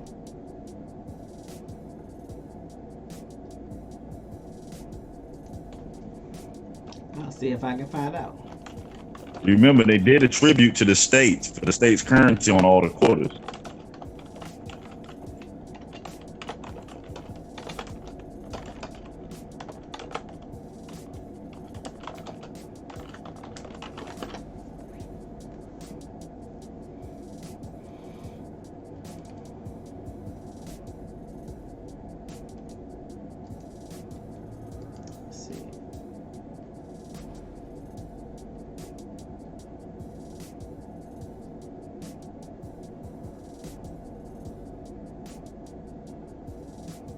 My brother Thomas is looking that up. Brother Bones, you have Photoshop? Well, yes, I do. Can you draw in a goatee on Elias Boudinot? Some people, that's Dennis Edwards from the Temptations. Don't look any further.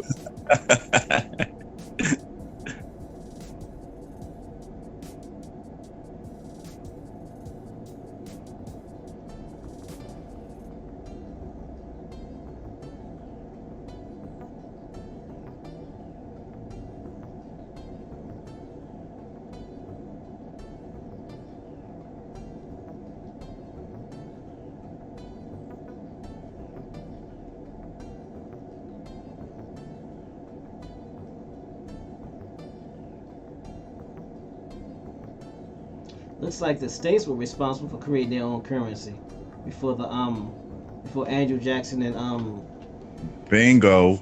Now you understand when James was saying the federal government was broke. The states had all the money. right. So now if you go to war and you bust these states up, and after you go to war and you bust these states up, you get the Federal Reserve.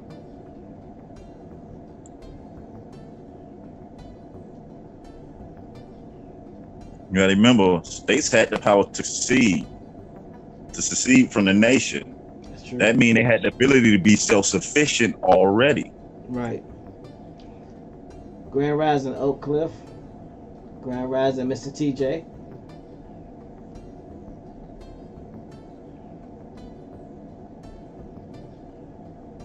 So why are some people pushing this narrative that the states must adhere to the United States Constitution because that's the law of the land? Where is that coming from?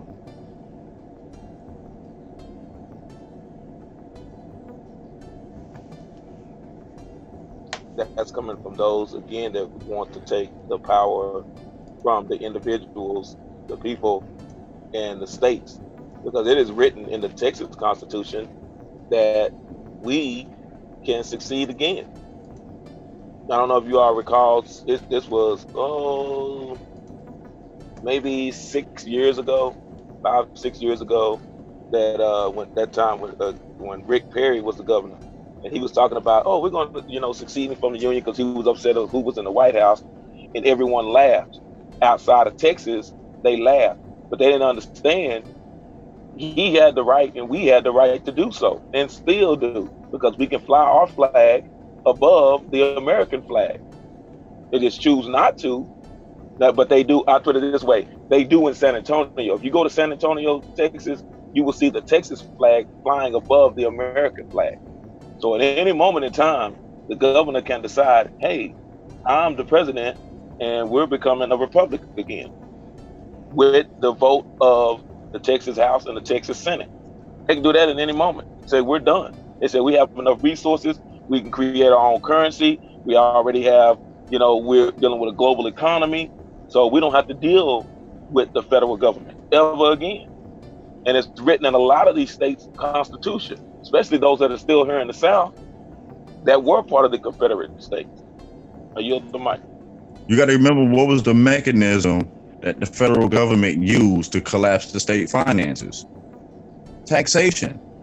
They taxed the state money out of existence.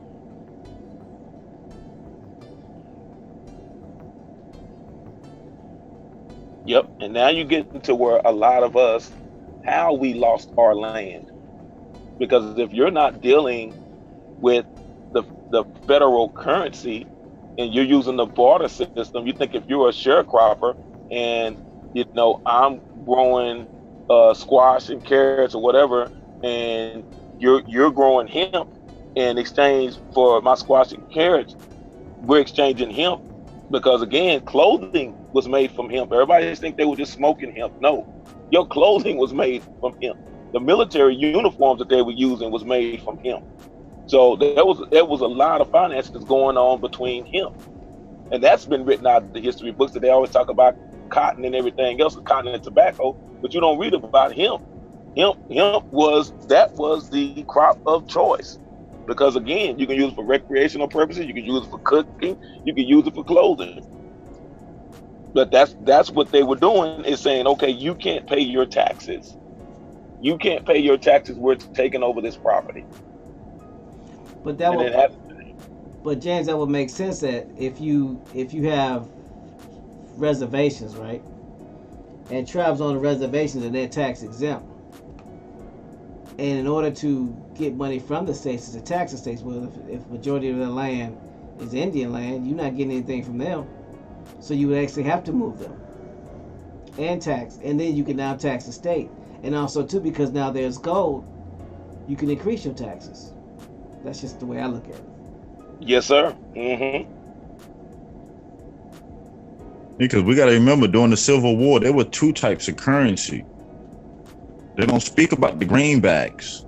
Ooh, I forgot about the greenbacks. It was debt-free money. That's why they eliminated it quick.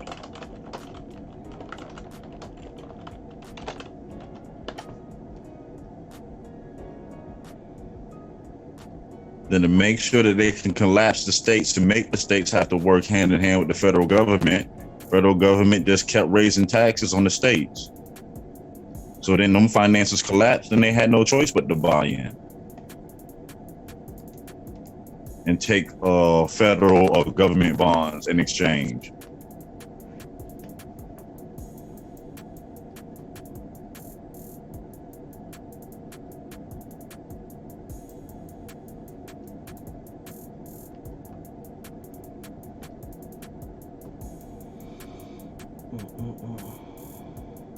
I know this is gonna take a Go ahead, Bone. I mean, go ahead, James. I was just saying that I know that this is a lot to digest. I know, some people will be taken back, and my charge to you is to go and research this for yourself. Don't take our word for it. But I'm glimpsing in at the chat, and there are others that have done independent research. I'll say this most intelligent group that I've been affiliated with, that they've already done their research prior to this and confirming the things that we're discussing this AM. So it's just amazing how things come full circle, and you may stumble upon something and read something and say, well, why am I reading this? It's not even, it has nothing to do with, what I'm looking for. But it all comes back, and you see how it interlinks and connects.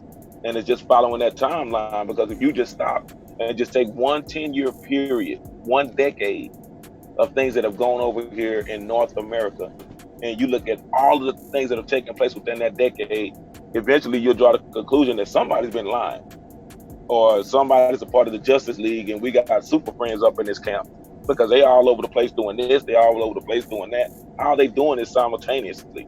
But you'll come to find out it was a book of lies.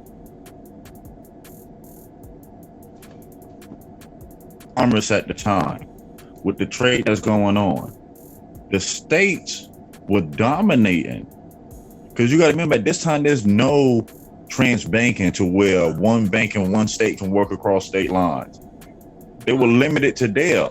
So in the South, they were making a killing. These states were powerful.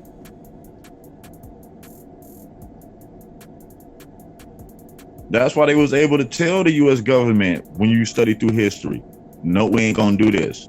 No, we ain't gonna do this. No, we ain't gonna do that.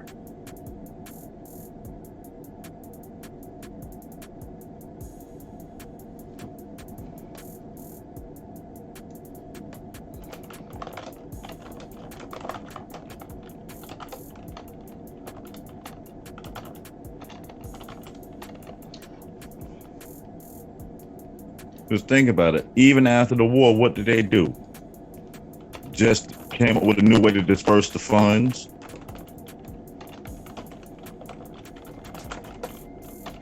I'm looking at what states were under the United States control after the Revolutionary War, because like you said, it couldn't have been on 13 colonies.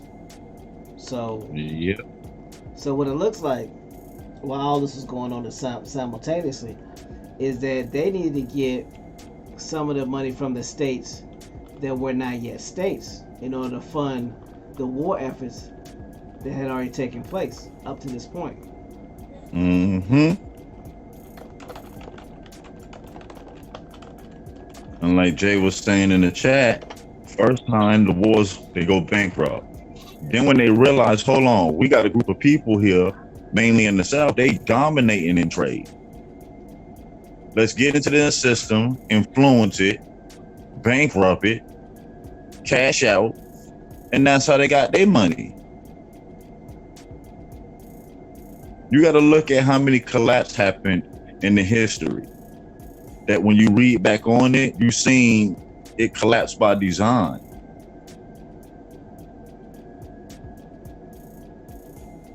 Y'all think it's kind of odd that the so-called rise of Negro Wall Streets, that's when you had the next financial collapse?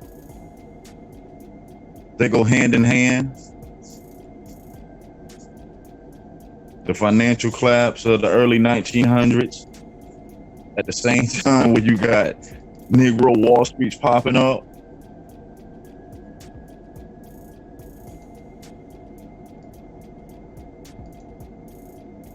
Yep, you had the Negro Wall Streets. You had the Great Flood of 1927. All this was taking place, and then all of a sudden you had, you know, Black Monday, 1929, when the stock market crashed, and no one's putting all of that together and what had taken place. Because you think again, it repeated itself in Katrina when they admitted in 1927 that they blew up the levees. So the whole Mississippi Delta, all the way up through Arkansas, all of those Indians that were there, quote unquote, as sharecroppers, they were displaced. And a lot of them went up north and never came back. So there's your major crop. It's gone. All that is gone. So usher in 1932, and here comes FDR under his New Deal and everything that he was doing. And no one is reading the fine print, because in that fine print, he's talking about Indians in his New Deal. Think about it. I yield the mic. Golden Moon asks, where did they get the money to fund the war? A lot of that money was borrowed from other countries. So they had to raise taxes, or they had to get taxes so they could pay the countries back. We've been in debt to other countries for a minute. Go ahead, Bones.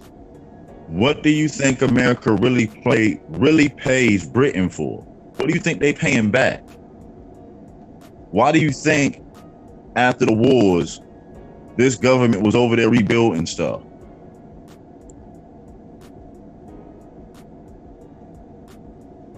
Them finances came from somebody.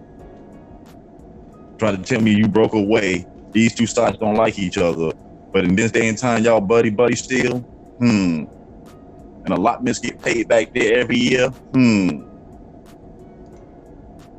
Now, Bones, what allotments are you making reference to? There's taxes and stuff that get paid out from America to Britain every year. Could that be why that happens? Reimbursement for loans. Somebody had to help them out.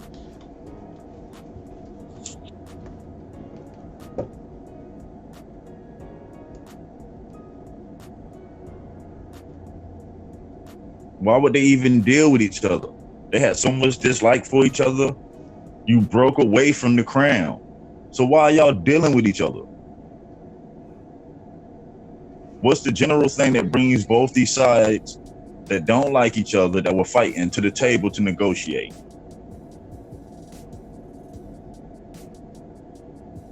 I don't know. Tell me. That's the only thing I can see. There was money on the table. Why America joins a war, it has nothing to do with.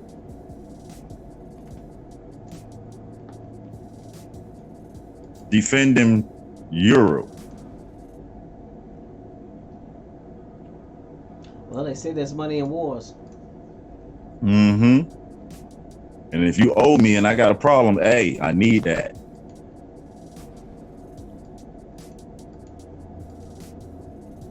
Hit you on the phone. Hey, man, you remember when I let you, yeah, check this out. I got this problem and I need you to go see about that.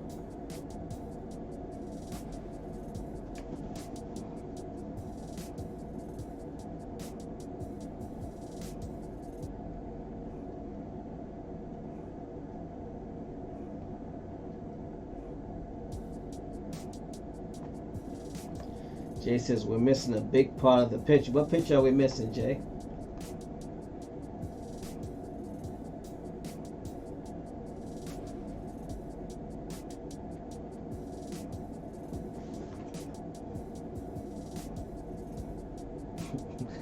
Golden Moon says, so Bones, Revolutionary War. So I'm going to pay you to kick my butt.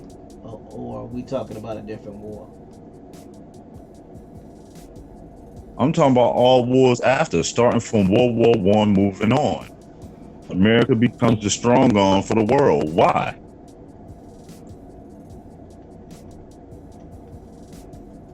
See, these negotiations and treaties are a lot that, just to me, as we break them down, I'm realizing the one thing that makes them all in common, they're dealing with commerce, with trade.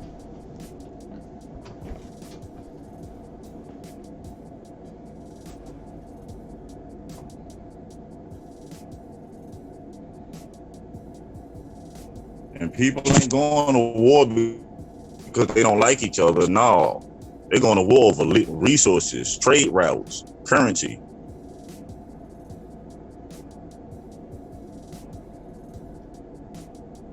So here's a question: where's the banking industry control from? If you want to know that, look up your student loan.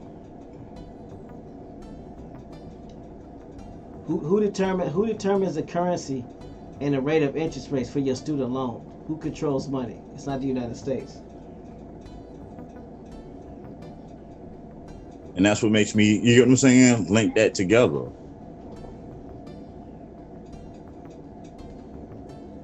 Why would you give somebody that you want to break away from control over that? Unless that's something you negotiated in a loan.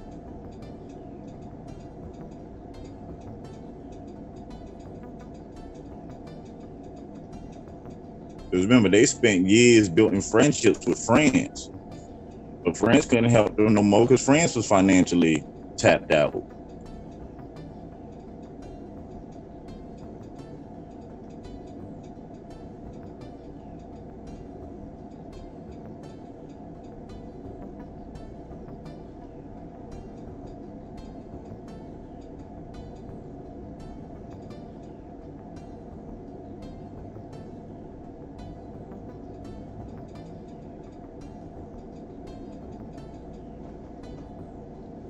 J. Susquehanna said, when did the whites take over Britain?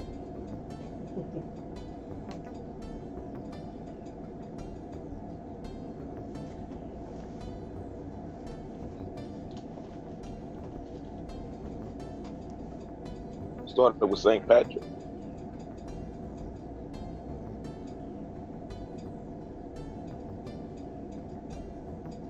Yeah, well, it has to be in the war that led to the treaty to where they became Britain.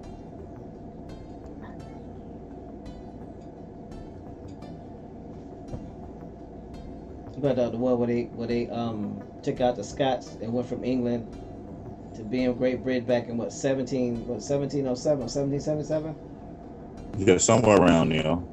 Because before that, it was named after a ruler. I keep forgetting the guy's name. Owl or something.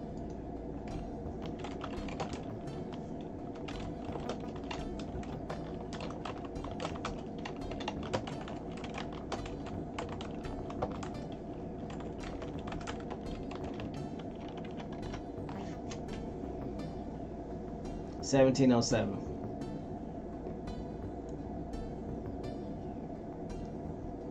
When a political union happened between the kingdoms of England and Scotland, and the acts of union were ratified.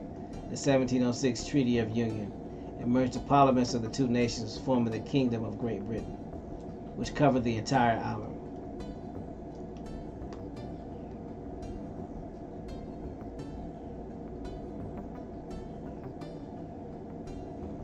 Go to Moon. We got a lot of homework to do because our educational system didn't teach us to ask questions. They taught us to answer questions. They taught us to do homework. That's why they took critical thinking out of schools.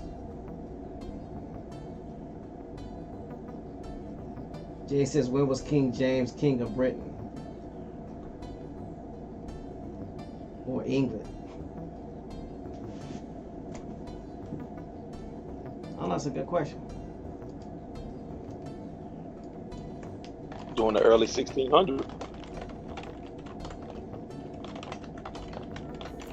What they try to say, 1603, 1604. That's when they commissioned the King James Bible. Released 1619, 1611, between 1619, somewhere between there.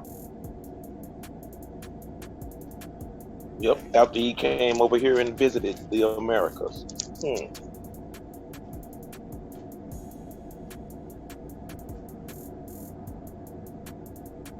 But we have to realize something too. I know the direction that Jay's wanting to go in. It is real easy to eliminate someone or a group of people based upon the hue of your skin. That's why I say again, when all of these, getting back over here, with all of these so-called wars that were going on and these conflicts and civil wars, well, it's kind of difficult for an enemy that you know that doesn't look like you to overtake you. But someone that looks like me can overthrow me because now they're in the ranks. Now this is where all this infiltration comes in. Same thing that happened to the Black Panther Party. It wasn't outside of those that we call Europeans that took down the Black Panther Party. It had to be somebody on the inside that looked like them. But what happened over in Europe was, again, it still gets back to the expulsion of all of the so-called Moors. If you look like a Moor, you're out of here. That's real easy. So they had to go somewhere, and this is where it gets to a lot of these ships, and you keep reading about them, they saying, oh, well, this is Christopher Columbus and this and that and blah, blah, blah, and he was lost. That is a lie from the pits of H double hockey sticks. Why? Because he had more captains of his ships. They knew where they were going, and they knew what they were doing. Because how are you going to say that you lost, and then you still take another journey back to the same area that you said you were lost the first time? Remember, Christopher Columbus made more than one journey. Now, I know I'm going back in the past to come back to the future because I'm showing you the trend. They were expelling all of those, the melanated, dark-hued people. They were expelling them all out of Europe, period. So this is where you get this influx of some people that they're saying, oh, they're Africans. They're Africans. And no, they were not. They were Moors. Again, because the Dogon will tell you they are not from West Africa. They are from Europe. So y'all can look that up yourself. Or you can talk to an elder of the Dogon, or give a little shout out to Brother Lotus. Y'all can check out Brother Lotus, because he has a great rapport with the elders over there. They'll tell you they're not from West Africa. The Dogon are not.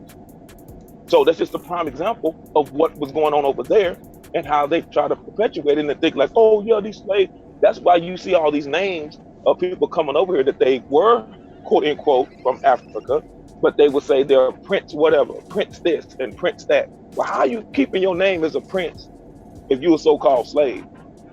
Then again, go back and study the Melungeons. They will tell you our mothers and fathers were never slaves.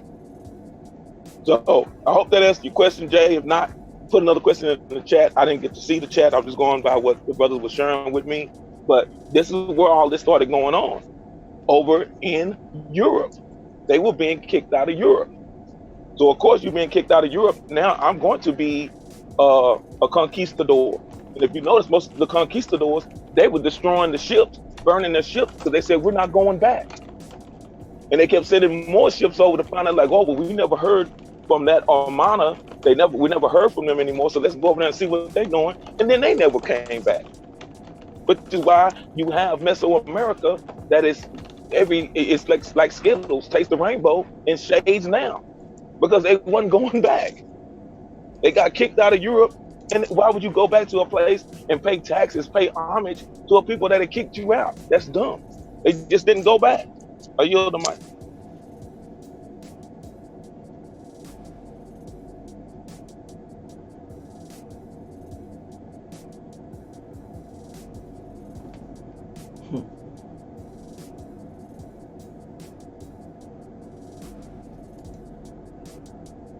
And it's kind of funny knowing that part of the story.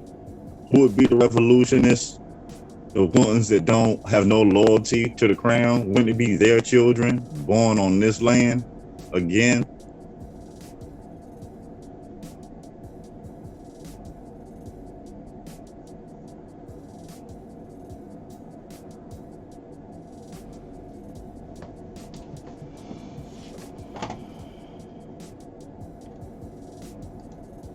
I'm not going to put this man on blast, so I'm not going to use his name.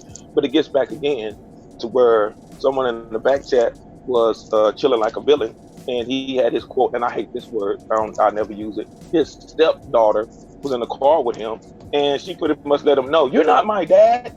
And that's the same thing that the first Americans were doing to the British. You're not my dad. I have no loyalty to you. You don't belong. I don't belong to you. And they start to rebel. Why? because you're not my dad. You want me to pay you, but I'm working. I'm working, and you decided you're gonna take my whole check to pay your bills. You're not my dad, and that's what was happening. I yield the mic. Let me put that man on blast, but it is what it is. I yield the mic.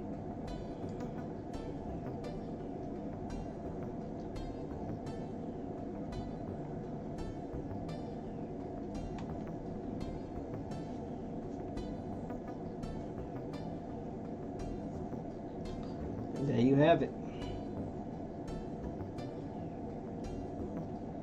We got a lot of homework to do. Got a lot of research, a lot of study. There's a lot more information coming after this.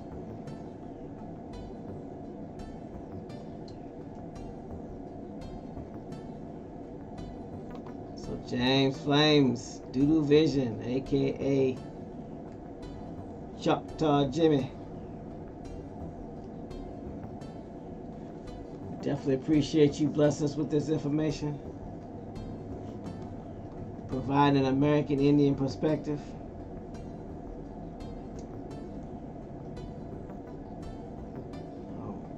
Oh, that was no problem. That's my job. We're all in it together. And I mean, I'll say one more thing, and then after that, I will yield the mic. I'll be silent. Go ahead, you got it. If you notice what Jason Susquehanna was putting in there, if you notice that after this started taking place, and all of the so-called Moors in Europe were being expelled, you'll notice that there was a great influx of Protestant religions over here. It's not a coincidence because, for example, Tennessee is the buckle of the Baptist Bible Belt. That is where all your publishing, all your printing press, all that in, which was Cherokee territory. That's why I wanted to tie back in to Elias Boudinot the second in dealing with the printing press. Look at your Bibles. Look at your Gideon Bibles. If you go to a hotel, see where it's published. See where the printing press is. You're going to see Nashville, Tennessee. You're going to see Lynchburg, Tennessee. Why is that? I wonder. So all this, you got to put that all into play. That who were all of these squatters? All these people that were coming over, that were exiled, that were criminals coming over to the Americas. See, they don't ever give you the picture of what they said. Oh, they were avoiding persecution, so they came to the Americas. No, they were being exiled. Who were these people being exiled? Of all shades. Landmass they sent them, because they sent them to two landmasses here in Australia. Dumping them, said, you guys, we don't have to deal with you. Your last boat leaving England with them slaves being dropped off in Australia is 1860. That's the last recorded vessel. And where would we find that information at, Bones? Oh, that was in the shipping records manifest. The one we was going through, still breaking it down so that way it'd be a lot easier for people to access because it's a whole lot. You said like 10 terabytes, right? Yeah, it's up there. I can give you the actual count. Now I'm just organizing it, trying to put it in a better organization because the way they got it, it's just in there by years. But 1 year you can have over 300 different ships.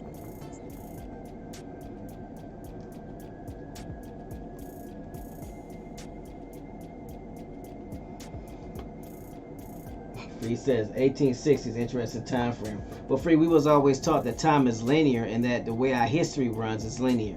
So when they teach us history, they teach it from a standpoint that one thing happened and then another thing happened and another thing happened, not that it was all happening simultaneously. So they segregated. So think about it, 5 years later, they emancipate so-called slaves.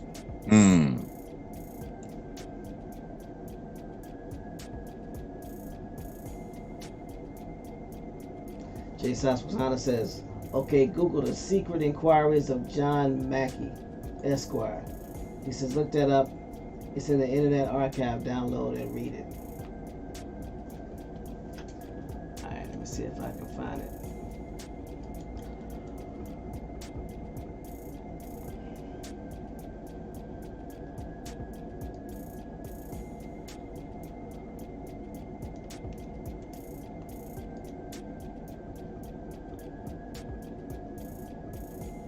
Macadon 1 says, I have a pic from 1860 with our people in office in Louisiana.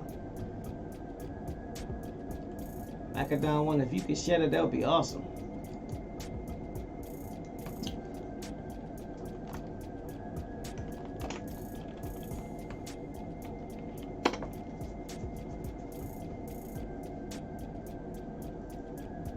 Old Cliff Tiff says breaking news.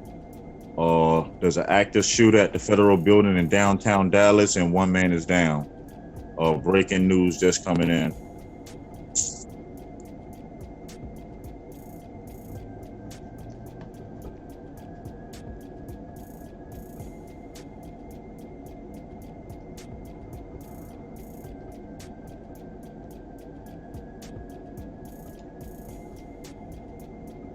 Didn't they just have one about a couple of weeks ago? One just happened? I think so.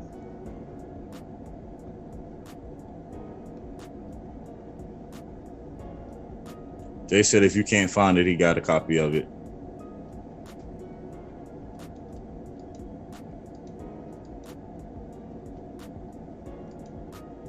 Yeah, I'm not pulling it up, but yeah, if you could just I'll send you my email. Or you could just send it to autonomousAssembly@gmail.com. That'd be the best way to send it. No, Sella, can you drop the Gmail account for Autonomous Assembly, please?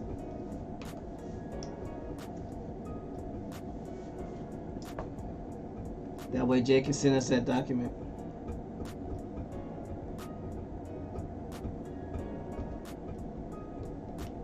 Thank you, no sellout.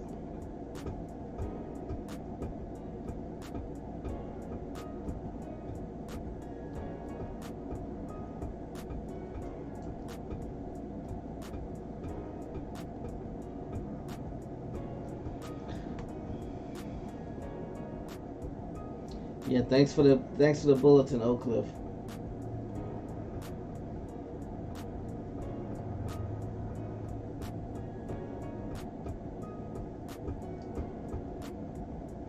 That's not too far from where James is, right?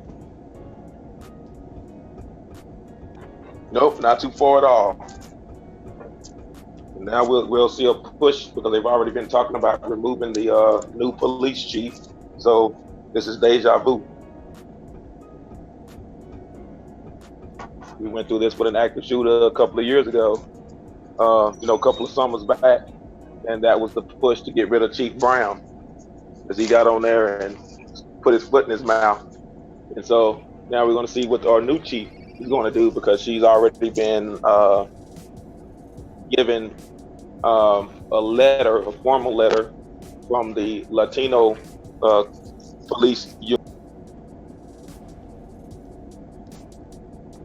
You muted yourself, James.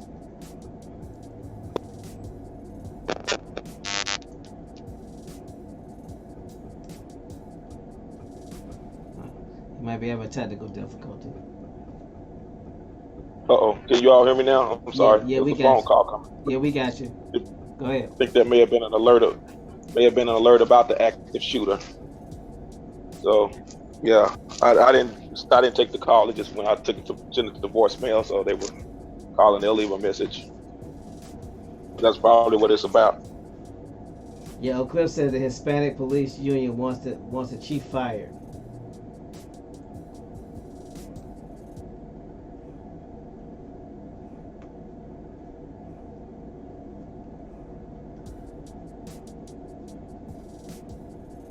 Wow. Election around the corner. We should have known these emotional triggers were coming. They always do.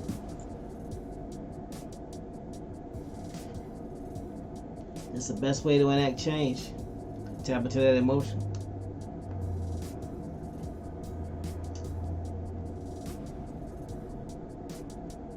Yeah, they studied to know once they get an individual thinking emotionally, you're not thinking on what makes sense for the long term. Yeah, you're thinking of right now, and sometimes right now doesn't benefit you, it hurts you in the long run.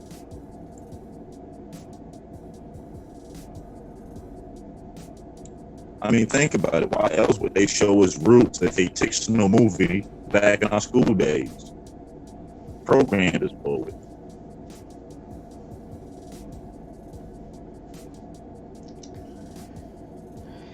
Yeah. So to you early and rising in school, they force you to walk around Europeans for the rest of the day. They're already that really in your back. Bro, Bones, you coming in really broke up, bro. I had nothing you said.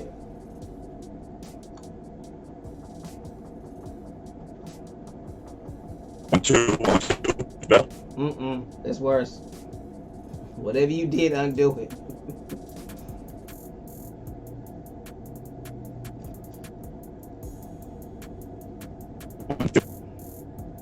Try again. Whichever direction you go the opposite direction.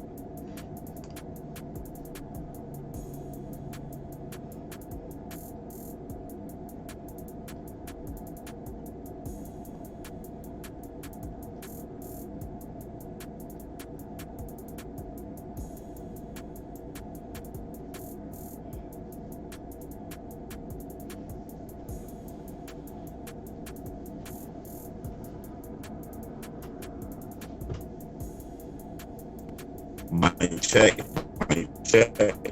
That's a little better, but not much. Come out that basement. Come on to the third floor or to the first floor. Or come out the sub basement.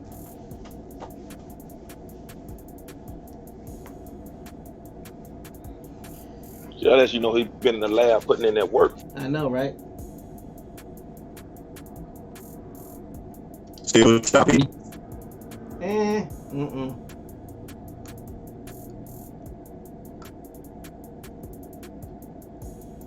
So while we waiting for Bones to get a better signal, is there anything that you wanna touch on before we call it a day, Sir James?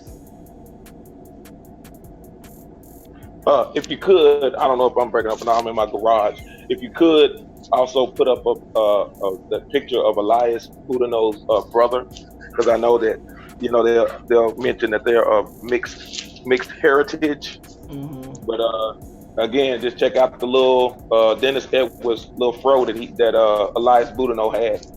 But you let him know that it's dealing with us, and there was no African talk anywhere in any of his bio, any of the history, or any of the writings. So I just wanted to throw that out there, and you could tell that his brother, you could tell that he is not what you would call a full Caucasian. Look at his hair. His hair is thick. He has a thicker grade of hair, and even his bone structure, his facial structure. But these are the like I said, listed and labeled as the Cherokee. But again, no African talk. With that, I yield the mic. Yeah, I just put the link in to Elias's brother in the chat. Mic check 1, 2. That's a little better. That's a lot better. No, I was saying is when it comes to those promotional triggers, some of us are old enough to remember that they released the showing the roots in school. And it's kind of funny thinking back on it, they showed it to you early and rising when you got to school. Then you spent the rest of your day maneuvering around your hands with emotions. You can see what they planted to see to make sure it would work as we got older. Bro, it sounds like you getting stepped on.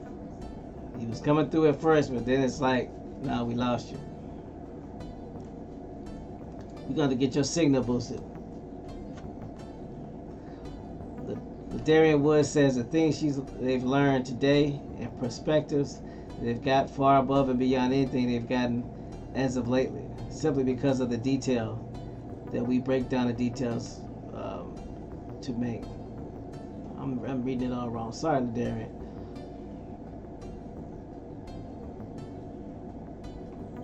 One, two, still bad. That's a lot better. Yeah, no, all I was saying is that back in school that they released Roots, a fictional movie, early in the rising when you got to school. Then they had you maneuver around European students all day with pent-up emotional feelings built up in you. They planted the emotional triggers if we study back on what they did to us back in our school days, to make sure that they can always tap into that when they need it to get us to activate and react a particular way.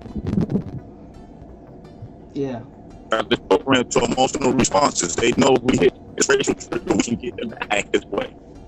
They know we do a couple of shootings and make it mainstream news that they can distract us from this. You're a little better. I could tell what you were saying a little bit. It's a little bit better. But at the end of the day, you was talking about the emotional triggers and how they can tap into it when they want to act a certain way, spawning back from when they came up with the fictional movie Roots or miniseries. And whenever they want us to act a certain way, they show shootings or something like that to get us to respond that negative way or respond to it, because then we just go back and tap into their feelings of how we People felt. even all them people and they never exist. Bro, I can't hear a word you said.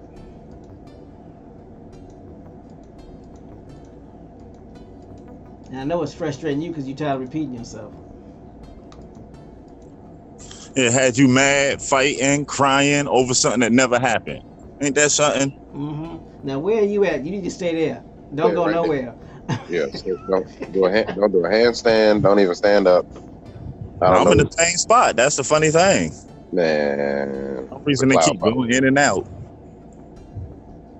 Yeah, we got to get that tower in Tifton. Yeah, exactly. You clear right there, whatever that is. He said, but he ain't do nothing different. It's that cloud. He got a cloud above his head. He don't even know. Thanks, Jay, for the archive.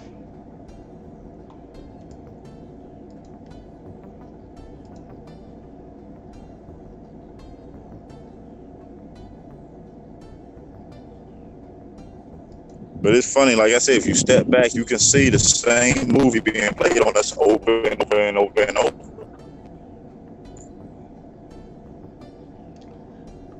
You go to moon. Some of us are numb to it, but then majority of us aren't, because we become so reactionary, and we're not asking the right questions.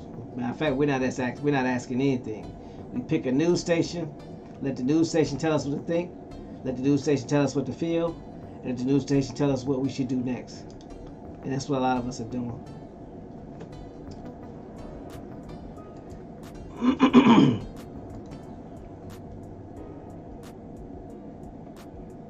They said that the link that Jay put in the chat is the Memoirs of Secret Services of John Mackey Esquire. He said this is during the reigns of King William, Queen Anne, and King George, i.e. London, 1733. So,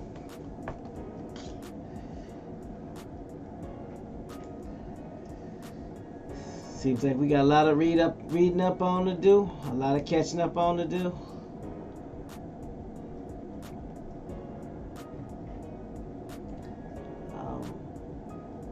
Anybody want to say any parting words before we close out?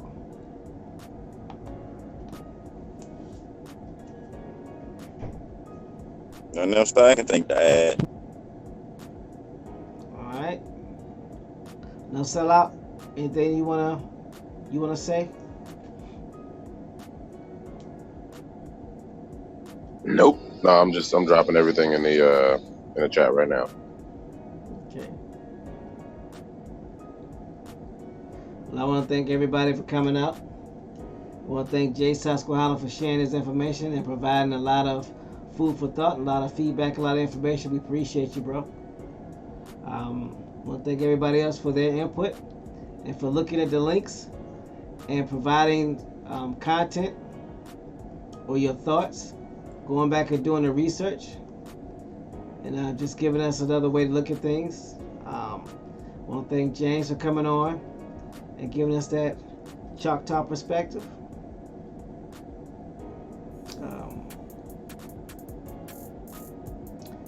Just want to let everybody know what A2 is here for, Autonomous Assembly. We're here to help those that want to do their genealogy, find out their tribe, tie into their tribe, and help themselves and their tribe become self-sufficient, not depending on anybody for anything. walked back through that door, that we were escorted out, kicked out, pulled out, pushed out, however you want to claim it. So, with that, Bones, you can go ahead and take us out of here. Like we always say, we love kicking it with the relatives and Rising. Another place we'd rather be right now. And until the next Rising show, peace. Peace, y'all.